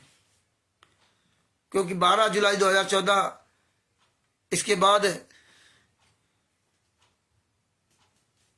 संतराम पाजी महाराज को वारंट हो गए थे 5/11/2014 को। जब चंडीगढ़ हाई कोर्ट में पेश होना था तो रामकुमार ढाका आप सब लाखों की फौज को लेकर के वहां चंडीगढ़ हाई कोर्ट में, वहां पे जो किसी मैदान में आप लोगों को वहां ले गया और अपना कोर्ट में चला गया, और कोर्ट जब में जाकर के अपनी जमानत करा लाया। संत रामपाल जी महाराज यहां से चुपके से जा रहे थे बाइक रोड कार से, और इनको पता चल गया तो ये पंचकूला से संत रामपाल जी महाराज को गन पॉइंट पे पकड़ के वापस ले आए। वही कोर्ट ये जानता रहा कि तो डिक्टेटरशिप हो गए। भैया न्यायपालिका का कोई उल्लंघन नहीं कर सकता, चाहे वो भारत सरकार कोई प्रधानमंत्री हो कोई ना हो। सबसे बड़ी न्यायपालिका है विधायिका, कार्यपालिका और न्यायपालिका। तो इन सबसे बड़ी न्यायपालिका कोई चैलेंज नहीं कर सकता। न्यायपालिका भारत सरकार से वो तनख्वाह लेने के लिए अपना वो नहीं करते, उनका सब अलग सिस्टम है। तो ये इस तरह से ना इन्होंने पूरी तरह संतराम पाजी महा को निस्तनाबूद कर दिया और निर्धारित समय में इन्होंने संतराम पाजी महा कोर्ट जाने नहीं दिया और इन्होंने दिखा दिया 8/11/2014 को दिखाया कि संतराम पाजी महा सीरियस बीमार हैं। डॉक्टर आए, इसके घर वो इसके घर नहीं, वो दूसरे हैं, उनका तो कोई नाम भूल रहा हूं। तो वो डॉक्टर आए और वो देखा और उसके साथ आया अनंत राम अस्पताल का डॉक्टर अनंत राम, हाँ इसके घर है। तो वो दिखाया जो है उनको लेकर के आए, उन्होंने चेकअप किया तो संतराम पाजी महा कोई हार्ट की प्रॉब्लम नहीं थी, बीमार नहीं थे, क्योंकि उनको घबराहट हो रही थी, पसीना आ रहा था, सीने में दर्द हो रहा था। क्यों घबराहट तो होगी, इतना बड़ा कांड है, इतना बड़ा कांड तो घबराहट तो होनी है। तो इन्होंने पूरी प्लानिंग की तरह से उधर सेटिंग करके 4 डॉक्टरों का पैनल बना लिया फर्जी अपने आप, और देखा कि यहाँ आए वहां पे तो देखा कि एल.के. झा, इसके L K. Jha, doctor L K. Jha cardiologist, वो इलाज कर रहे हैं, जबकि वो इलाज नहीं कर रहे थे, वो तो केवल चेकअप कर रहे थे और कोई ज्यादा इंस्ट्रूमेंट भी नहीं ले गए थे। आकर के दे दी, सकते फिर नहीं सकते, वो आईसीयू में रहेंगे। महेंद्र भगोड़ा ने पहले कहा संतराम पाजी महा बीमार हैं, जब मीडिया ने पूछा तो कहा वो हार्ट की प्रॉब्लम। इसके बाद क्या बोल, चाहेंगे तो भी मैं कोर्ट में पेश नहीं दूंगा। राज कपूर ने पूरी दुनिया के सामने बयान दिया था 1 लाख लोगों की लाशों में गुजरना होगा। इस तरह ये लोग खुलेआम धमकी देते थे, खुलेआम धमकी देते थे। ये जानते थे जितना ही केस बिगड़ जाए, और इनका मेडिकल रिपोर्ट देख करके ना जज वो मना कर दिया था इस रिपोर्ट को मानने से इनकार कर दिया, क्योंकि जैसे देखा वो समझ गया कि हाँ वो डॉक्टर अपने आश्रम के अंदर अस्पताल खोल सकते हो। अब इनके जितने आश्रम बने शायद इनके अस्पताल नहीं होगा, अब इनके अस्पताल नहीं होंगे जितने आश्रम खोल रखे, लेकिन वहां था इलीगल था, कोई अवैध है। जो एक्सरे मशीन लगा रखी थी सब ये गलत है। तो इन्होंने पहले से गलत कर रखा था जो संतराम पाजी महा बदनाम हो। 14/11/2014 को शायद बिजली काट दी गई थी, तो इन्होंने कहा देखो ये तो बिजली पानी काट दिया सरकार ने, बिजली पानी काट दिया। और जबकि इन्होंने बिजली का बिल नहीं जमा किया था, वो भी बिल कैसा 2013 में 31 जनवरी 2013 को से लगा करके नवंबर 2013 तक, नवंबर या दिसंबर, यानी कि 9 महीने का लगभग का बिल था। 9 महीने का 9 महीने का बिल जो था, तो उसमें वो जांच में स्लो मीटर पाएगा 33.33% मीटर स्लो था। तो उसमें 5,46,417 रुपए का जो ना जुर्माना ठोका था। तो इन्होंने जानबूझ के मिली भगत के से जो ना इन्होंने ये काम किया कि जानबूझ के नहीं जमा किया। और इसलिए अब बताइए, जब 1 साल पहले 9 महीना पहले उसने इतने रुपए जुर्माना ठोका था, तो 14/7/2014 को 14 नवंबर 2014 को उसी दिन क्यों काटना था, पहले क्यों नहीं काटा? क्योंकि उनके बिजली विभाग से भी पूरी सेटिंग थी। बिजली विभाग का कोई अधिकारी, कहीं भी सरकारी अधिकारी अपनी कलम नहीं फंसाता। ये हाल इनका रहा। कोर्ट में जब पेश हुआ तो उसने बताया कि बिल नहीं जमा किया, तो वो भी बच गया। Cardiology LK. Jha, doctor L K. Jha court में पेश हुए, उन्होंने बताया कि भाई संतराम पाजी महा बीमार नहीं थे, इनके हार्ट की प्रॉब्लम नहीं है, सब नॉर्मल पाया, केवल थोड़ा घबराहट हो रही थी, सीने में दर्द था, पसीने हो रहे थे, और कुछ नहीं था। इन्होंने तो पूरा नाटक किया, आईसीयू दिखाया। आईसीयू क्यों दिखाया? जबरदस्ती संतराम पाजीमा को दिखाते रहे, बताते रहे तुम बीमार हो, सीरियस हो, डॉक्टर चेक। तो संतराम पाजीमा खुद घबरा गए कि हाँ पहले मैं बीमार था, वहां तो घबरा गए। कोई भी व्यक्ति हो घबरा ही जाएगा। जैसे संतराम पाजीमा हुई, सजा हुई तो बैठ गए माथा लेकर के और गिड़गिड़ाने लगे कि मुझे रहम करो, मैं कविपंथी हूं। ऐसे वहां पर देखा सब डॉक्टर चेकिंग कर रहे हैं, तभी संतराम पाजीमा अरेस्ट हुए थे। तो कहा था कि आप तो बीमार नहीं थे फिर भी कह रहे थे। उन्होंने कहा पहले मैं बीमार था, अब ठीक हूं। और इसके बाद देखो कोर्ट जेल में इतने दिन रहे, आज तक उनको कोई प्रॉब्लम नहीं हुई, हार्ट की कोई बीमारी नहीं, क्योंकि मॉनिटरिंग किया कोर्ट ने बराबर कि हार्ट की प्रॉब्लम अगर है तो उनकी पूरी मॉनिटरिंग किया जेल में रहते हुए, लेकिन आज तक उनको कभी हार्ट की प्रॉब्लम नहीं। तो इस तरह से पूरा ये झूठ बोला। और आप अपने घर के अंदर आप मेडिकल बोर्ड नहीं मंगवा सकते हैं कि हम अपने घर में इलाज करवा रहे फिर मेडिकल बोर्ड है। मेडिकल बोर्ड वहां आता है जब डॉक्टर उस मरीज के बीमारी को कंट्रोल करने में अक्षम और सक्षम न रहे, उसके कंट्रोल से बाहर हो जाए, तो दूसरे डॉक्टर को बुलाता है। दूसरा डॉक्टर न ठीक कर पाए, अस्पताल की पूरी टीम होती है या अन्य डॉक्टर बुलाए, तब ये पहले विचार विमर्श किया जाता है। इसके बाद वो मेडिकल बोर्ड गठित किया जाता है कि भाई अब क्या करें, क्योंकि हमारे आपके सबके बाहर, हाथ से बाहर है, समझ से बाहर है। तब वो मेडिकल बोर्ड गठित किया था। और यहां तो लीगली था, कानूनी था। यहां तो कोर्ट आपको आदेश देता मेडिकल बोर्ड बनाने के लिए, वो भी जब किसी आप हॉस्पिटलाइज होते तो, घर के अंदर को थोड़े जो है। तो ये सब बारीकी से पॉइंट समझना पड़ेगा। ये सब संतराम पाजी को फंसाने के सभी पॉइंट थे। तो हर तरह से संतराम पाजी महाराज के निस्त्राबूत करते रहे। और जब देखा संतराम पाजी महाराज कुछ बिगड़ेगा नहीं, क्योंकि अंदर खुफी विभाग था और ये कहते थे आश्रम में नहीं है, वो सब जानते थे आश्रम में है संतराम पाजी महाराज। तब इन्होंने आखिर में क्या किया, 5 महिला के बच्चे को मार डाला। पहले तो संतराम पाजी महाराज को मार देते, तभी संतराम पाजी महाराज ने कहा कि मैं छुपा रहा इसलिए बच गया। और इन्होंने आश्रम के अंदर अफवाह फैलाई थी कि संतराम पाजी महाराज शरीर त्याग दिया, शरीर छोड़ दिया। आज देखो आशुतोष महाराज जी पंजाब में 10 साल तक उनके डेड बॉडी को डीप फ्रीजर में रखे हैं। सरकार भी नहीं जानती कि आश्रम के अंदर किस जगह पर डेड बॉडी को रखे हुए। और कह रहे गुरु जी ने कहा था कि हम जिंदा होंगे, हम फिर मतलब लौट करके आएंगे, इसलिए हम उनकी लाश को डीप फ्रीजर रखे। वो कह गए हैं और आज तक 10-11 साल 12 साल हो गए, अभी तक लाश रखी है। इतने वहां सब गुंडे वाली, यही यहां पर है भगत जी। तो इस तरह संतराम पाजी महाराज को उन्होंने चारों तरफ से फंसाया और बरवाला कांड कराया। संतराम पाजी महाराज अरेस्ट हुए, जेल गए और ऐसे ऐसे इनके पर मुकदमा चला। 28 गुंडों ने संतराम पाजी महाराज के खिलाफ बयान दिए।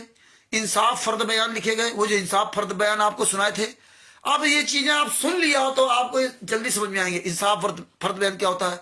इंसाफ फर्द बयान होता है जो मजिस्ट्रेट के सामने बयान दिया जाता है। और यहां जो है मुलजिम ही मुलजिम खिलाफ बयान दे रहा, और पीड़ित पक्ष ने तो बयान दिए ही दिए। तो 28 गुंडों ने वो डंडे बरामद करवाए। संतराम पाजी महाराज निर्दोष संतराम पाजी महाराज आरोप लगा दिया कि इनके कहने पर 5 महिला एक बच्चे की हत्या कर दी। इस तरह से अभी जो आपको सुनाया कि इतने दिन वो केस चला और ऐसे ऐसे उनको सजा सुनाई गई। और आज 10 साल से संतराम पाजी महाराज यातना से रहे, उनको एक दिन का भी पैरोल नहीं मिला। उनकी माता जी को लेने नहीं, इनको तो सजा करानी। अब तो ये मौज मस्ती कर रहे, बढ़िया आश्रम बनाने जान गए।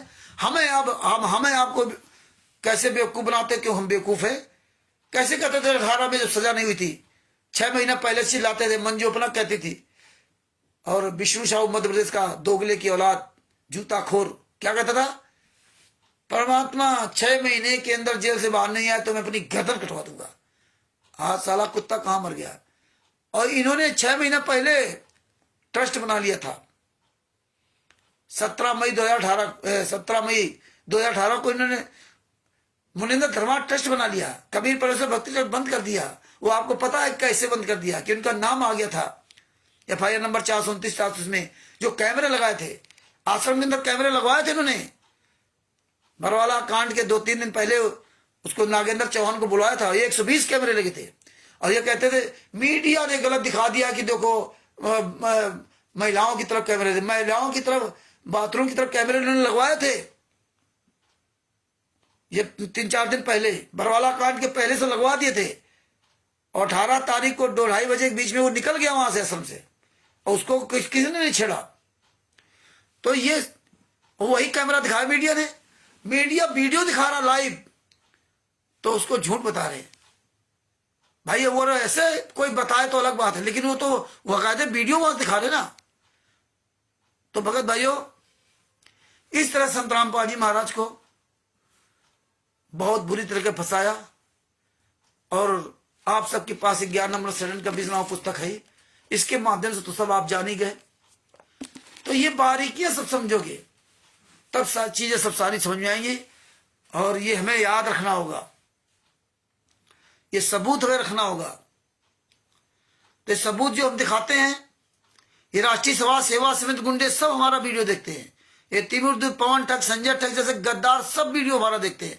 आप लोग भले ना देखो, लेकिन ये सब वीडियो देखते हैं, और जब वीडियो देखते हैं तब आपको उसी प्रकार से डाइवर्ट करने की कोशिश करते हैं। तो सबूत होंगे, एविडेंस होंगे, तो भगत जी आप हर जगह आपकी जीत होगी। और इसीलिए ये चोरी छुपे सारा काम कर रहे हैं। जिस दिन आप 100 लोग तैयार हो जाओगे, उस दिन ये आश्रम छोड़ के भाग जाएंगे, या संत रामपाल जी महाराज के फोटो हटा लेंगे, नाम हटा लेंगे। याद रख लेना, जिस दिन आप 100 लोग ये सच्चाई बोलने वाले हो जाओगे, ये सारे सबूत अपने पास रखना शुरू कर दोगे, उस दिन ये कहीं नजर नहीं आएंगे। तो आप कम से कम 100 लोग तो तैयार हो जाओ है? तो भगत भाइयों, बताने तो बहुत कुछ था, लेकिन समय ज्यादा हो जाएगा, तो दास अपने शब्दों के ही विराम देता है। ये ज्ञान अमृत सरण का 20वां पुस्तक का प्रचार प्रसार कीजिए, इस वीडियो को अधिक से अधिक शेयर कीजिए, और इसके पुस्तक में संत रामपाल जी के सभी केसों की जजमेंट दिया हुआ है। चुरानी धाम कांड से ले बरवाला कांड तक का पूरा काला चिट्ठा इसमें दिया हुआ है। जो हमने बताया इसमें आप अच्छी तरह से और पढ़ लेना। चुरानी धाम कांड से बरवाला कांड तक क्या क्या इसमें हुआ था, चुरानी धाम कांड का पूरा पढ़ लोगे तो आपकी आंखें खुल जाएंगी क्या क्या है। इसीलिए हमने इस पुस्तक के बारे में उतना ज्यादा जिक्र नहीं किया, क्योंकि इसमें तो लिखा है, आप सब लोग पढ़ लीजिए। जिसके पास पुस्तक ना हो वो पीडीएफ भी मंगवा सकता है। जो अदर कंट्रीज में बैठे हैं उनको पुस्तक अगर चाहिए तो पीडीएफ मंगवा लें, वहां पुस्तक को निकलवा सकते हैं। नेपाल में पुस्तक, ये परमात्मा देव नेपाल में खूब चल रही है पुस्तक। नेपाल के लोग आ जाते हैं बिहार में, वो पुस्तकें यहाँ से ले जाते हैं, और पूरे भारत में तो पुस्तकें, पूरे भारत में तो परमात्मा देव खूब जा रही पुस्तकें। जगत के लोग भी खूब मंगवा रहे हैं, अन्य धर्मगुरु भी खूब मंगवा रहे हैं। इनकी ऐसी तैसी करने के लिए, राष्ट्रीय समाज सेवा से गुंडों की ऐसी तैसी करने के लिए अन्य धर्मगुरु भी जागरूक हो रहे हैं, वो भी अपने पास पुस्तक रख रहे हैं।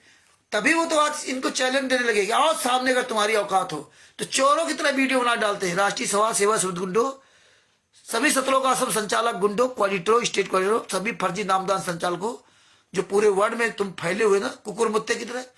तुम्हारी औकात नहीं है कि तुम किसी का सामना, जगत वाले बेच का सामना कर जाओ। और तुम जितना ही कुकर्म कर रहे हो, फर्जी डिबेट दिखाना, ये मनोज कुकर्मी आ गया, कितना भी तुम आते जाते रहो, अब सब जान गए, जूते चलेंगे जूते। तो भगत भाइयों, परमात्मा की बहुत बड़ी दया है। आप सब लोग लाइव आइए, आप सब लोग वीडियो बना डालिए। जितने आप वीडियो बनाओगे डालोगे उतनी पूरी दुनिया सुनेगी भगत जी। जितने वीडियो डालो, अधिक वीडियो डालो, खूब बोलो, रोज लाइव आओ, सब लोग लाइव बोलो, सब लोग लाइव बोलो। ये नहीं कि हम रात ही बोले, दिन में जिसको समय मिले दिन में बोलो, है ना। जिस समय मिल जाए 5 मिनट बोलना तो 5 मिनट लाइव बोलो। लिख दो व्हाट्सएप फेसबुक में ग्रुप में डाल दो कि आज हम 12:05 से 12:10 तक आ रहा हूँ, 15 मिनट तक आ रहा हूँ। जो वीडियो आप ऐसे बनाते हो लाइव बनाना शुरू कर दो। लाइव में 2 फायदे, एक तो फेसबुक में सब वो जा रहा नहीं, अभी देखेंगे तो बाद में देख लेंगे, वो हमेशा चलता रहेगा। और इधर आप वो फेसबुक से अपनी वीडियो निकाल करके ना यूट्यूब पे डाल दो। तो आप ज्यादा से ज्यादा लाइव आने की कोशिश करो, सभी लोग। सबसे हमारा हाथ जोड़कर निवेदन है कि सब लोग लाइव आए, सभी लोग लाइव आए। ऐसे मोबाइल रख करके ना हम सब लोग जुड़ेंगे, जिसके पास जो समय को जुड़ेगा। तो भगत भाइयों, ये ज्ञान अमृत सरण का 20वां पुस्तक का प्रचार प्रसार करो, और ये पुस्तक ज्ञान अमृत संजीवनी का 20वां पुस्तक प्राप्त करने के लिए बिहार के सीनियर प्रोफेसर जी, जिनका मोबाइल नंबर है 99 31 59 20 93, उनसे प्राप्त कर सकते हैं। मुझ दास से भी प्राप्त कर सकते हैं, कानपुर से रामचंद्र दास, मोबाइल नंबर 91 40 62 26 68। और अन्य हमारे भाई बहन जितने भी पुस्तक दिखा रहे, वीडियो बना रहे, इनसे सबसे आप पुस्तक प्राप्त कर सकते हैं। इसीलिए संत रामपाल जी महाराज के जितने आंदोलनकारी भाई बहन हैं, वो अपना नाम, अपना स्थान और मोबाइल नंबर बताते हैं। स्थान का मतलब बता दिया, जैसे भाई कानपुर में हो तो कानपुर के आसपास कोई भी पुस्तक ले सकता है। जैसे खुर्जा में बहन कृष्णादासी है, उनसे पुस्तक ले सकता है। राजस्थान में से ओम प्रकाश जी हैं और देवपाल जी हैं, कई भगत हैं, उनसे पुस्तक प्राप्त कर सकता है। छत्तीसगढ़ में प्राप्त कर सकते हैं आप। राजस्थान में तो और अभी 2 भगत आए थे, नए भगत, जोधपुर से, एक पाली से। वो यहां से लगभग 15-20 पुस्तक ले गए। तो वो पवन ठग के पहले साथ में थे, जब उन्होंने सच्चाई देखी तो वहां से अलग हो गए। तो भगत भाइयों, अब दास अपने शब्दों को यही विराम देता है।